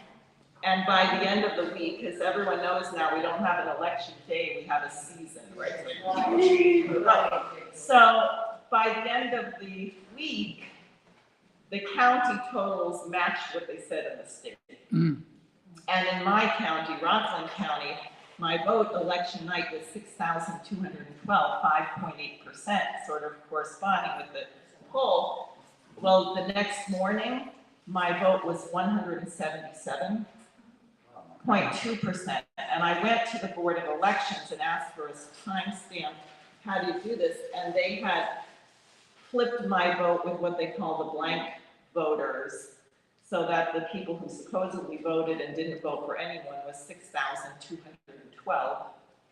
Exact same number, but by the end of the week, they had changed that too, so you couldn't say it was the exact same number. And on this party thing, I just want to report one thing was you could go and watch, and this is obscene because it's our military people who are voting overseas. And I don't know if you realize, I had heard this in Illinois, the ballots that they send you overseas in the military are not the right shape to be scanned through their machines. So they send them to a team, and I went and witnessed this because I was asking all these questions, and they're seated in pairs around the table. What is it? A Democrat and a Republican side by side. What are they doing? They are transferring by hand the vote of the military person to the thing that's going to go through the machine. They can find every which way. It's so, and you're like, you know, when you see this, you say, this can't be happening, right? So that's that. Now, and why is this so urgent? And just back, I have two announcements, and then I'll be quiet. We are about this close to nuclear war. And it is that dangerous also because we have a senile president who is a criminal with a criminal son. And someone has pointed out, I think rightly, not only is Biden supposedly up for re-election, and it's the biggest insult, and they obviously think we're morons, that you could put a guy who can't walk up and down from the stage up for election. But he also has to deliver a victory in Ukraine. Now, Ukraine defeating Russia is like Mexico defeating the US. It ain't happening. So what do you resort to get that result? And I would remind people, this president has done every single thing he said he would not do. We were not going to send tanks, we sent tanks. We were not going to send long-range missiles, we're sending long-range missiles. We were not going to send F-16s, we're now sending F-16s. Then we're out of ammunition because thanks to our genius economy, we had a post-industrial economy. That means you don't produce anything, you just consume. So we're out of ammunition. So Biden says we're going to send cluster bombs. Cluster bombs kill for generations. They have a life expectancy of 20 years. The cluster bombs we are sending were produced in 1987. Do the math. They're past their expiration date. What does that mean? They're going to have a very high rate of duds. What does that mean? That means it's going to land there. It's going to be in the ground for 10 years, 20 years, 50 years. Do you realize in Laos, children, over 100 children per year are being killed by American cluster bombs that we dropped there in the 70s, 60s, and 70s? So we are sending this great gift so that Americans can be known as the country that blows up children 30, 40, 50 years after a war happens. And then you wonder, why don't we care about sex trafficking or all these other things? Well, that's the policy. So, and now, the F-16s are capable of carrying nuclear bombs. So the Russians have said, if you are sending a plane and we can't tell if it has a nuclear bomb on it, do you think we're going to wait until it's over our territory before we shoot it down? No, we're going to blow up the airfields. We're not going to let these planes get off the ground. Ukraine doesn't have airports that can launch F-16s. Who does? Germany, Romania. In other words, this war it's unbelievable. So on August 6th, that is the 78th anniversary of the United States dropping the nuclear bomb on Hiroshima. And I am part of a coalition which includes a wild array of people, so-called right and left, the Libertarian Party, the Working Party, the working, whatever it's called. People's Party, that's what it's, not Working. People's Party, Libertarian Party, people who don't have affiliates, Jimmy Dore, you know, all kinds of people, Kim Iverson. It's going to be from 1 to 4 at Dag Hammarskjöld Plaza on Sunday, the 6th of August. Everybody should be out there. I can tell you the whole world is looking at us and they're saying, what is up with the American people? Do you really agree with this lunatic in the White House? Do you like having, I don't know if people saw Glenn Greenwald when he showed all of our representatives who were like Nadler, soiling himself while speaking in public. And then we had Mitch McConnell who freezes, Biden who can't get off the stage, Pelosi who can't get up off her knee. This is the United States. We're a nuclear superpower and we have a bunch of people who belong in a special care nursing facility. Who are Dianne Feinstein, who claims she voted on stuff when she wasn't there. I mean, you have to think, so we need to get in the street. We have to be in the street. We have to be visible. Also because what we all just went through, your vote right now doesn't count. It has to be changed. But right now it doesn't count, so you have to be in the street. You have to. I also, 1 p.m. 1 p.m. Dag Hammarskjöld Plaza, right across from the United Nations. There also at 6 p.m. is a concert of the Mozart Requiem at All Souls Unitarian Church for the same purpose. And then something on Monday, which I think people would be interested in that you may not know. The Canadian minister who prayed for the truckers, who has been thrown in jail, and they're saying he's an eco-terrorist and something or other.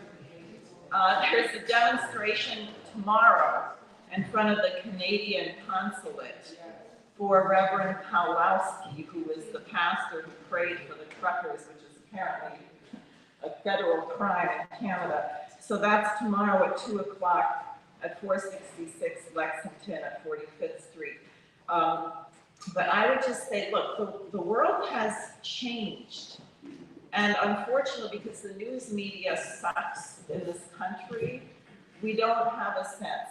When our leaders go to Africa, this is the last thing I'll say, they're having an Africa-Russia forum right now in St. Petersburg, just ended. Unfortunately, we terrorized a bunch of African leaders, but 21 African heads of state were there, and then others, 49 African nations went there. And these leaders say, you know, when China comes to my country, we get a railroad. When Russia comes, they build a nuclear power plant. When an American comes to our country, they give us a lecture on LGBTQIA. I mean, that is what they say. So again, we should give some thought to, the world is looking for the good America. They're looking for the good America, and we need to be visible in the streets. So I have literature. I'd like to see everyone there on August 6th at the UN at 1 o'clock, and anyone who can make it to the Canadian consulate tomorrow at 2 o'clock. That also is important. And thank you, and keep up the fight.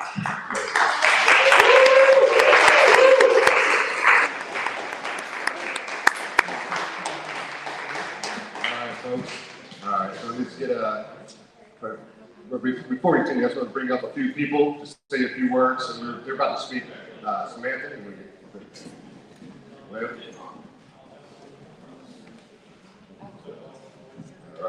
all right, of course, this is it. And by the way, before I continue with this, donations, please, because like I said, you see what we're doing here, you know, things like this are gonna cost, so Please, if you can support, be very appreciative. The table up there for donations, I really would appreciate it. Thank you so much. But with that said, now these are, you know, we mentioned earlier, Samantha did. Sorry about that. But she had a team that really helped her with her campaign, and I've worked with them prior to my personal campaign. And, you know, I feel like I said, I'm today because this is my first official grassroots meeting with the CRA, and I couldn't think of a team better to bring up. Is this team that we work together, we fought together, we grind together through, you know, rain, hell, you know, wind, whatever. Whatever you got, you brought us, we came out there working hard, 8-hour, 10-hour days, 12-hour days. I mean, it goes on and on and on. And just for us to work the way we did in the Smith Women's campaign, for us to say we only got 140 votes, straight BS, you know, pure propaganda. They did it So, again. And they will try to do it again, but it's not going to happen this time. But I want to say, you know, we get a few words from these people I want to speak, and then we're going to go from there. This is what we do. This is the team that we built together. I want this team to be a bigger team from a year from now, to be bigger the year after, and grow and grow and grow to the numbers you can't even count anymore. I have to speak and say a few words. Well, I just wanted to elaborate a little bit about the GOP that's as corrupt can be. I can speak for the one that's in the Bronx County. When we were speaking earlier about how much money he purportedly made, allegedly made with the Cummings campaign, $1 million, okay? So we exposed that in the Bronx. We let the Bronx residents know what was really going on with the GOP. Somebody asked, how do we get rid of the corrupt, you know, seeds? I call them the seeds, the rotten seeds, the corrosion, because they are a decay that needs to be, you know, weaned out of the beautiful garden that we're trying to keep here in our city, in our state, and in our country. There are ways. Again, first and foremost, we need diehard people, everyone, to step up and help in the process.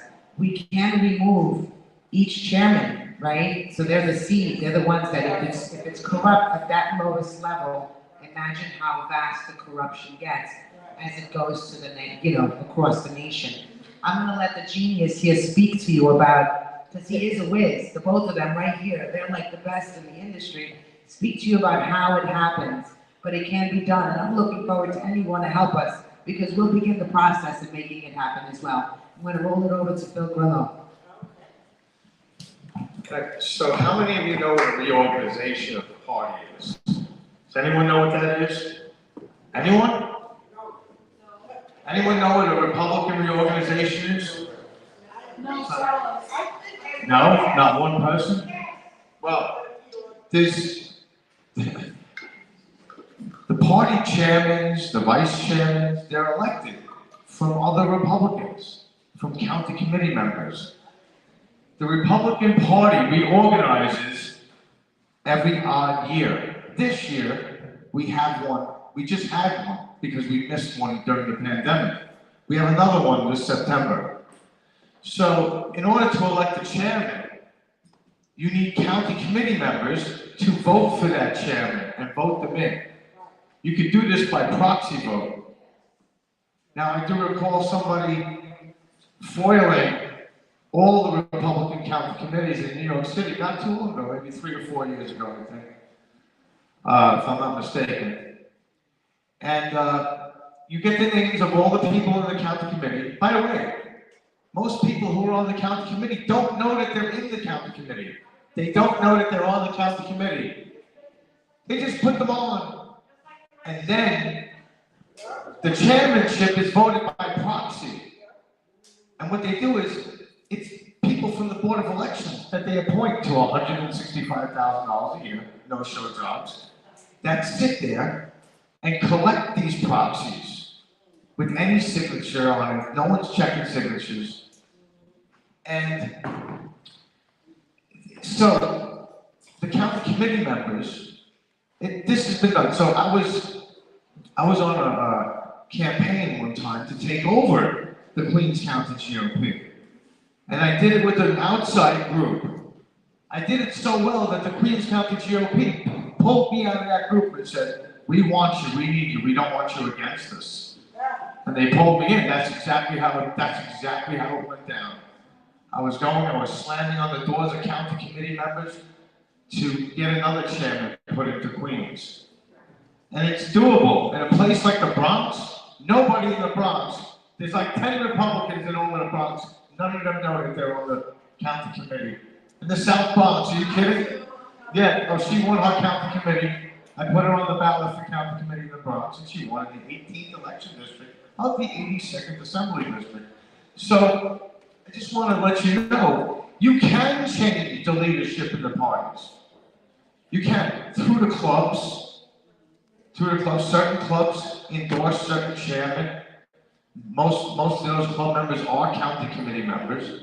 You don't have to be a county committee. You can knock on someone's door. You're allowed to knock on people's door and say whatever you want. They have a right to close that door. You're allowed to knock on people's doors and say, do you know you're a county committee member? What's that? You're elected. You're actually elected in the Republican Party. You don't know it? No. Who did that? You know, and to get those people to give you your proxy votes and switch them, flip their own county committee, rather than running 300-400 people for county committee, go after the county committee that they have current, because they don't know that they're county committee, and get them to vote for a new chairman. Group together if you're in Manhattan, pick a new chairman if you don't like the chairman that's there. The chairman appoints the commissioner, which is a $202,000 job. The deputy chief clerk is appointed by them. And all of the other workers were pensions at the Board of Elections. That's what the chairman does. Now, in the Bronx and in Queens, the chairmen have had a history of selling the Republican line and going to prison for 10, 15 years. Bribery. It's just a matter of about 4 or 5 years before they all get cleaned out again from their own corruption. So the only way to change the party is to, maybe see Miss Diane here and say, can we borrow 200 of those people that you have on your campaign? Because it's an effort that you need 200 people 7 days a week to beat them at their own cheating. You have to outdo them so that they can't cheat.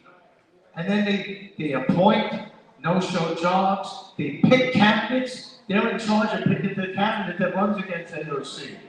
The one that can raise the most money, not the one that's gonna win. So it can be done. You can take over Bronx County, Queens County, Staten Island, all of these GOP fractions, even Nassau County, Suffolk, it can be done. And that's what should start happening in boroughs like the Bronx, because it's the low-hanging fruit. Oh, and I'd like to tell you as well about low-hanging fruit. If you want to pick candidates, the Conservative Party is in shambles. That's real easy. They have like 45 people in all of Manhattan. Go around, get 3 of them, register some people conservative. You've got the chairmanship during the reorganization, absolutely. So the real low-hanging fruit is the Conservative Party, because when the Conservative Party picks candidates, the Republican Party usually endorses them. So now you get to pick candidates. There's no party chairman in Queens, New York. Anyway. Yeah, this question is for Samantha. Give her the mic, it'd be great. Samantha, can you share your election? Because I'm getting different numbers. Like, I know you guys went out in masses and got tons of signatures. I'm sorry. Can I ask a question or? Okay. Can you just share, I'm on your side, so I don't know what he's telling you. I'm on your side. Okay? All I do is talk about good things about you. I truly believe in you. He is not speaking. Okay, because I know Phil. I know Phil. I know him since 2020. But my question is. Hey, can we get attention over here? Attention, please. This is pertinent to everyone in the room, please.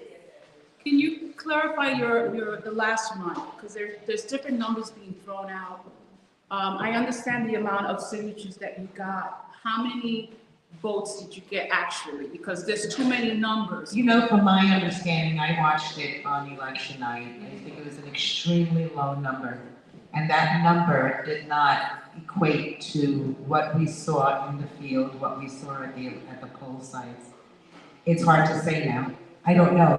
Because once I saw it, I said, okay, this is something that the legal team is gonna have to review, and that's what they are reviewing right now. I don't know how far we're gonna get with it.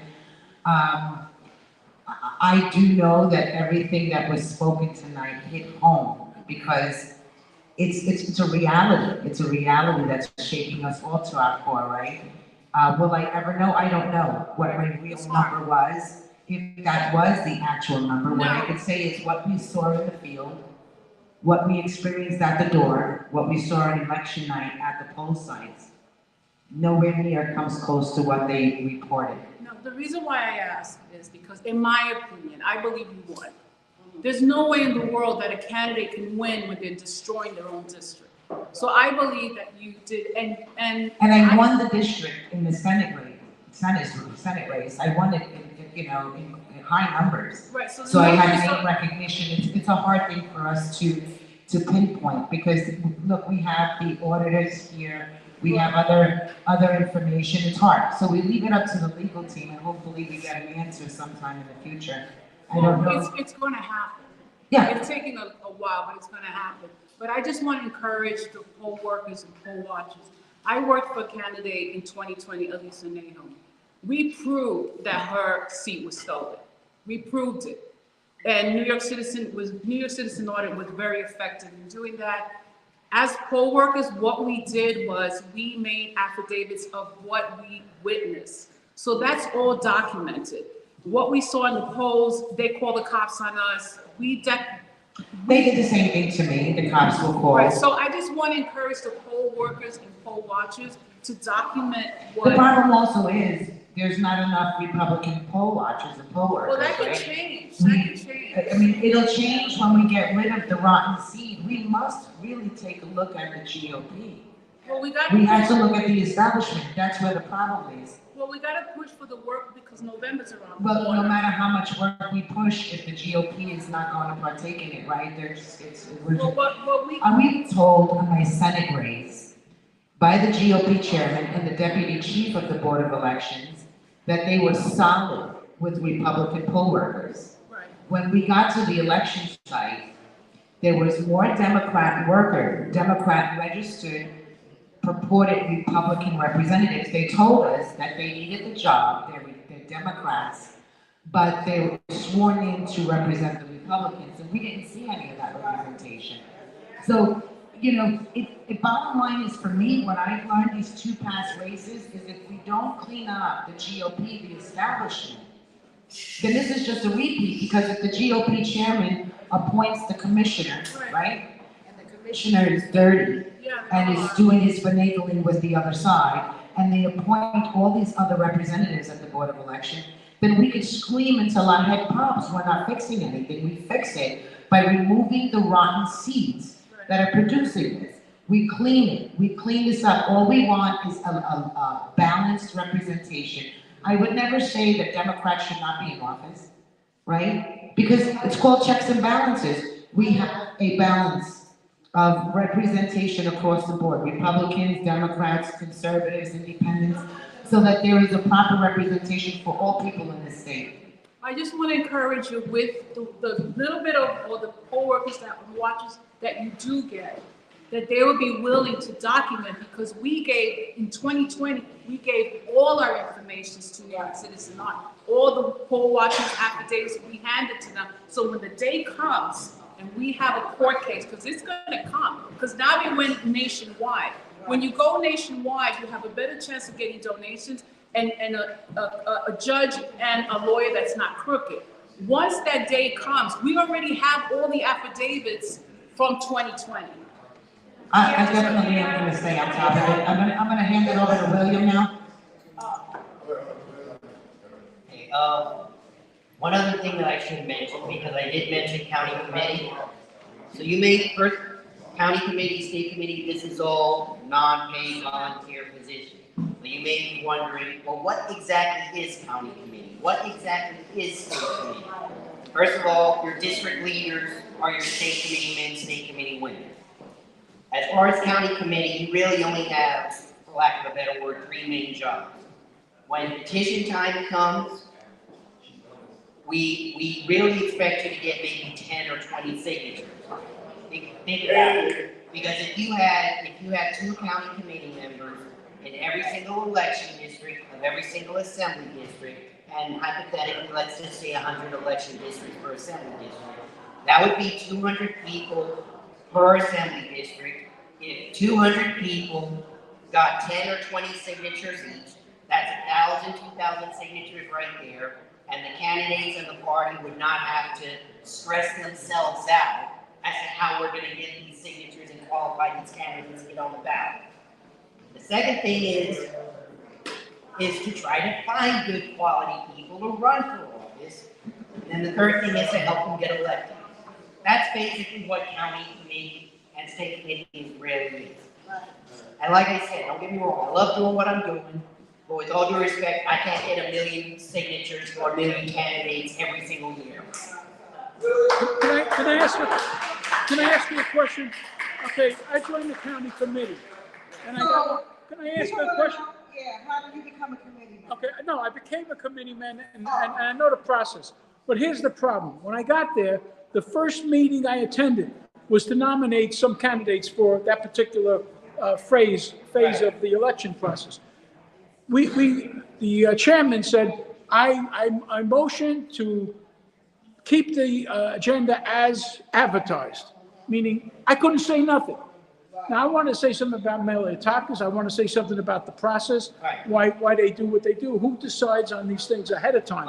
It's all fixed, okay? And I know there's bylaws. I got to read them. I got to study them. But I have no faith in the system. I am totally almost finished with it. I hear what you're saying. So basically, every 2 years in the odd number of years, like I said, you have county committee. Now, I've been a county committee person since 2005. And every 2 years, I have to run for re-election. And provided that nobody runs against me, come 9 o'clock on primary night, I'm automatically re-elected.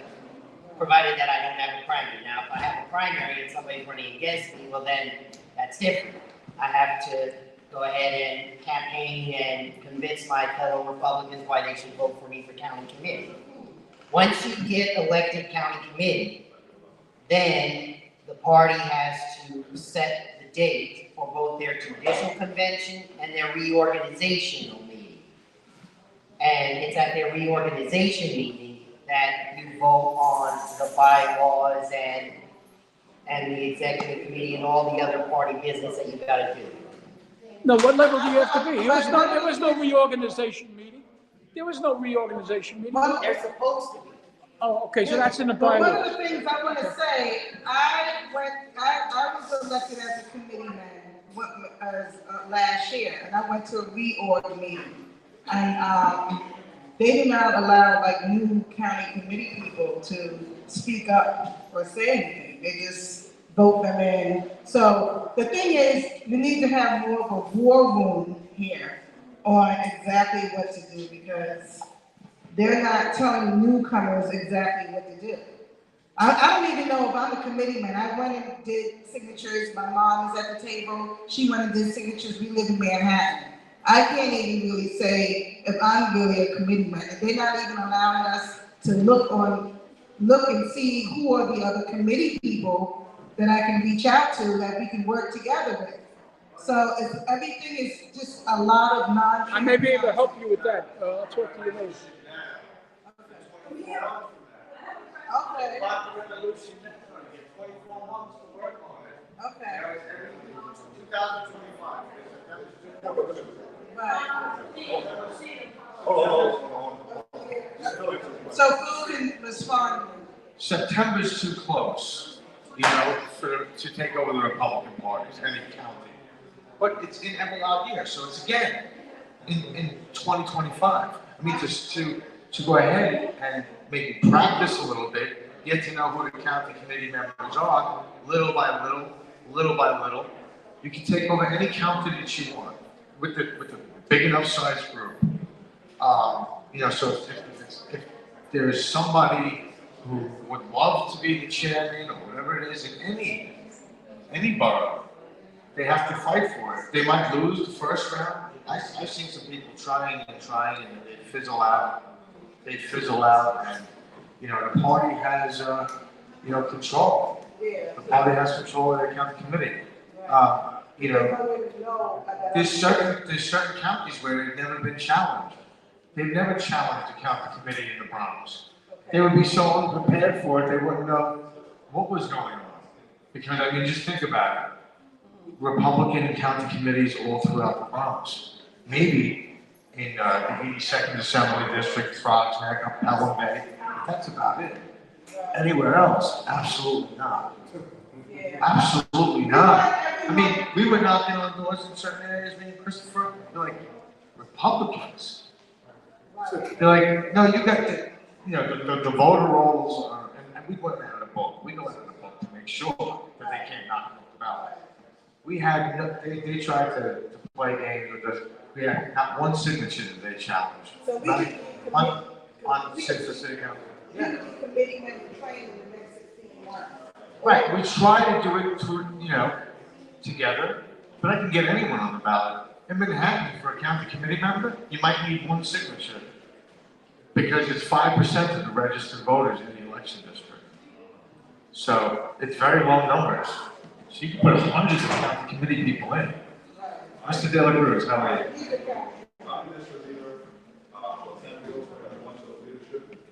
You're a Democrat. You're a Democrat district leader, no? A what? In the Bronx. Oh, in Manhattan.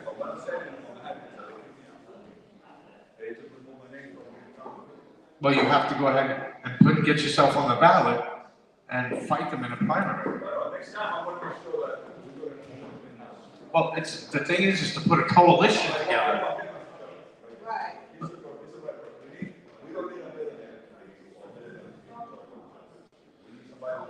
She's very rich. Every 4th of July, you know. So Phil, can I have a comment? So I just want to say, I think this is a really, so I think this is a wonderful meeting and that we get a chance to talk. So I am coming into America and I have no clue about anything that you guys are saying. I have no clue. So I'm a person, I must see something written on paper. And I like when you said that this is 2023, so it's too late to put together. It's in September, yeah. Right. So the lady she made a comment, and the thing is that we have been with the nonsense that the Democrats are doing. So like when I came into this game 3 months ago, I didn't even know that the Republican clubs here. No, Maryland, that the Republican clubs all broke down. I never knew that. I thought that the Democratic just run everything. The Democratic Party reorganizes as well. Huh? They have a reorganization on the even years. Right. The Democrat Party reorganizes on the even years, and Republicans on the odd. So going on the point that they said up there, we didn't know the end of the coalition together. So for me, now understanding America, I have a database. And America is large. So I have a database of all the senators, I have a database of all of the House, whether it's Democrats. I have a database of everything. Because I don't know names. I don't know anyone. That's what I did for myself. So for me, going forward, we need a database. You can say we need to be a county, this, or whatever it is. That makes no sense in my head. Even some people. Right, we're going to put together with Christopher and others. We're going to put together an organization.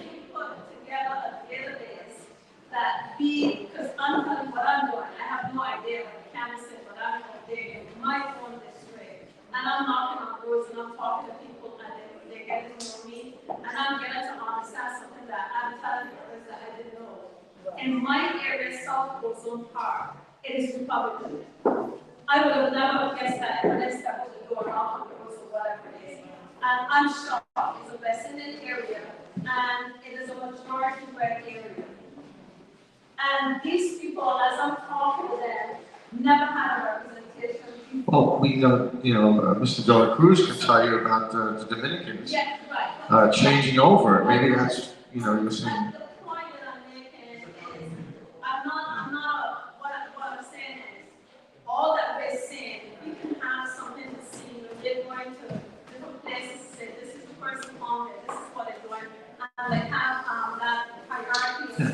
New York City votes. You can see who's running by New York City. In every county and whatever, what it is and all that, because I'm telling you, I understand this. But they don't teach you, the party's not gonna teach you how to do that.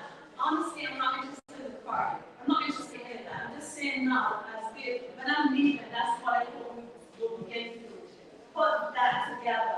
So we're not hypothetical. We know we can see that in my district, whoever that is, this is who's there, this is the representation, this is who in charge, and have that worked out. If we can do that, that would be great.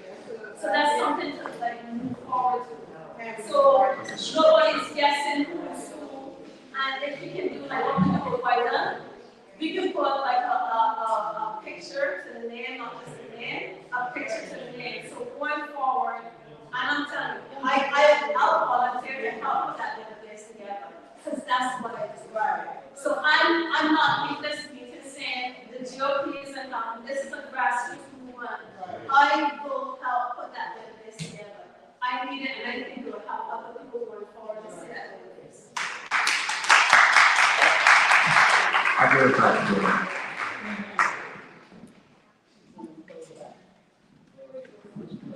All right, everybody. Hope you guys enjoyed the event. And hope you guys had a really good understanding of what our main goal is. We're bringing people together, like I said, blueprint to winning elections. It's grassroots. Blueprint. That's it. Boots on the ground. This is what we're going to do here, folks. It's going to be monthly events. We got a team we're putting together now. You guys want to talk to me afterwards? If I get your information, if we can continue to build this team. This is the beginning stages here, folks.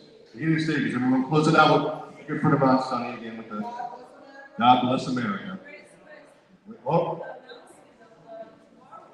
Oh, yes, we got the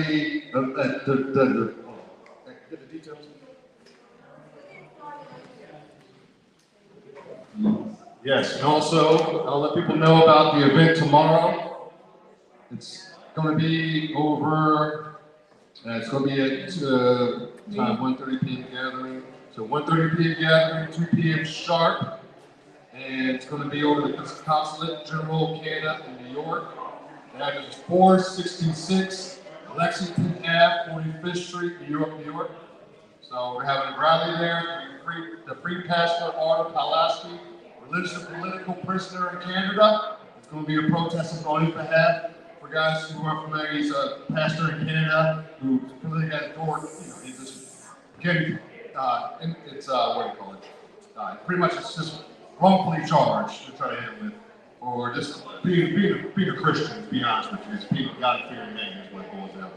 So we're not going to let that happen the best we can. So we're going to be out to the rally tomorrow, 1:30 gathering, 2 p.m. sharp, 466 Lexington Ave, 45th Street, New York.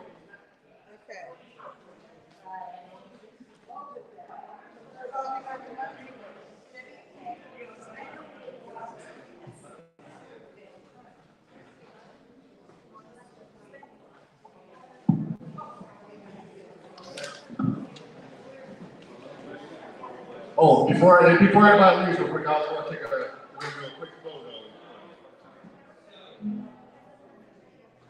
All right, everybody.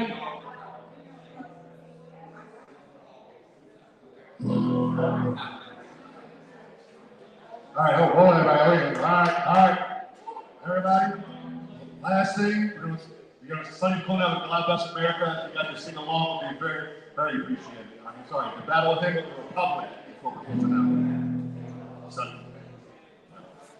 All right, everybody. One second. All right, are you guys ready? Let's close up this meeting, this important and amazing meeting. Again, I want you to join me. I'm sure you know this song. Mine eyes have seen the glory of the coming of the Lord. He's trembling on the vintage where the grace of God. Louder. He has loosed the faithful lightning of his terror. His truth is marching on.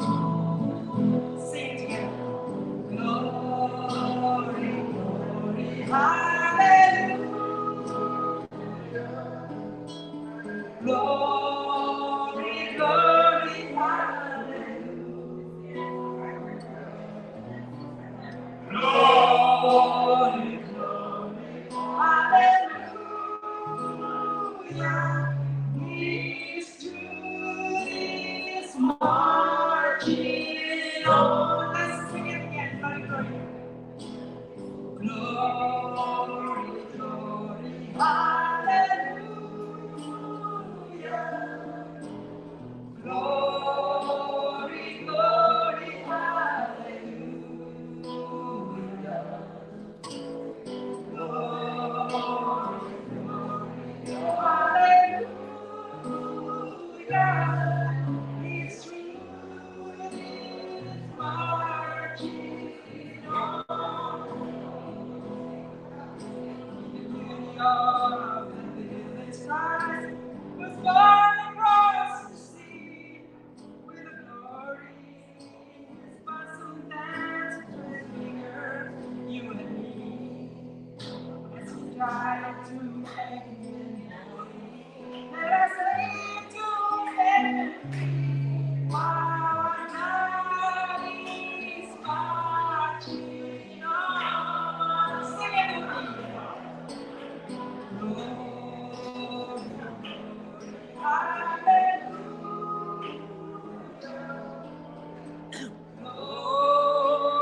glory, hallelujah. Beautiful. Glory, glory, hallelujah.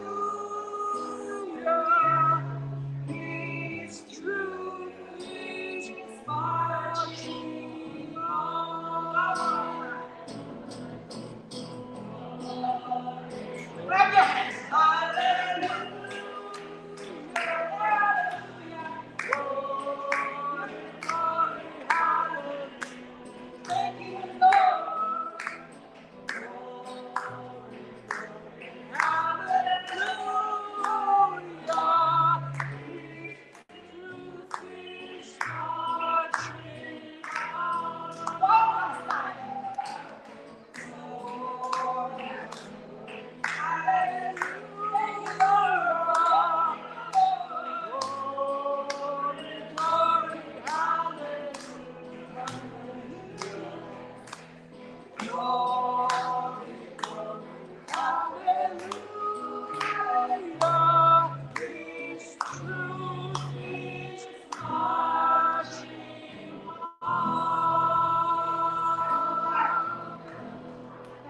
much. Beautiful.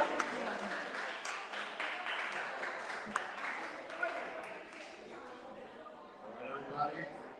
All right, excellent. Thank you, everybody, for taking your time out. Take your time to come to my event today. Very much appreciated. Can't say enough. But I can end with always, the way I always like to end. May God bless everybody out there listening, and may God bless the United States of America. Peace.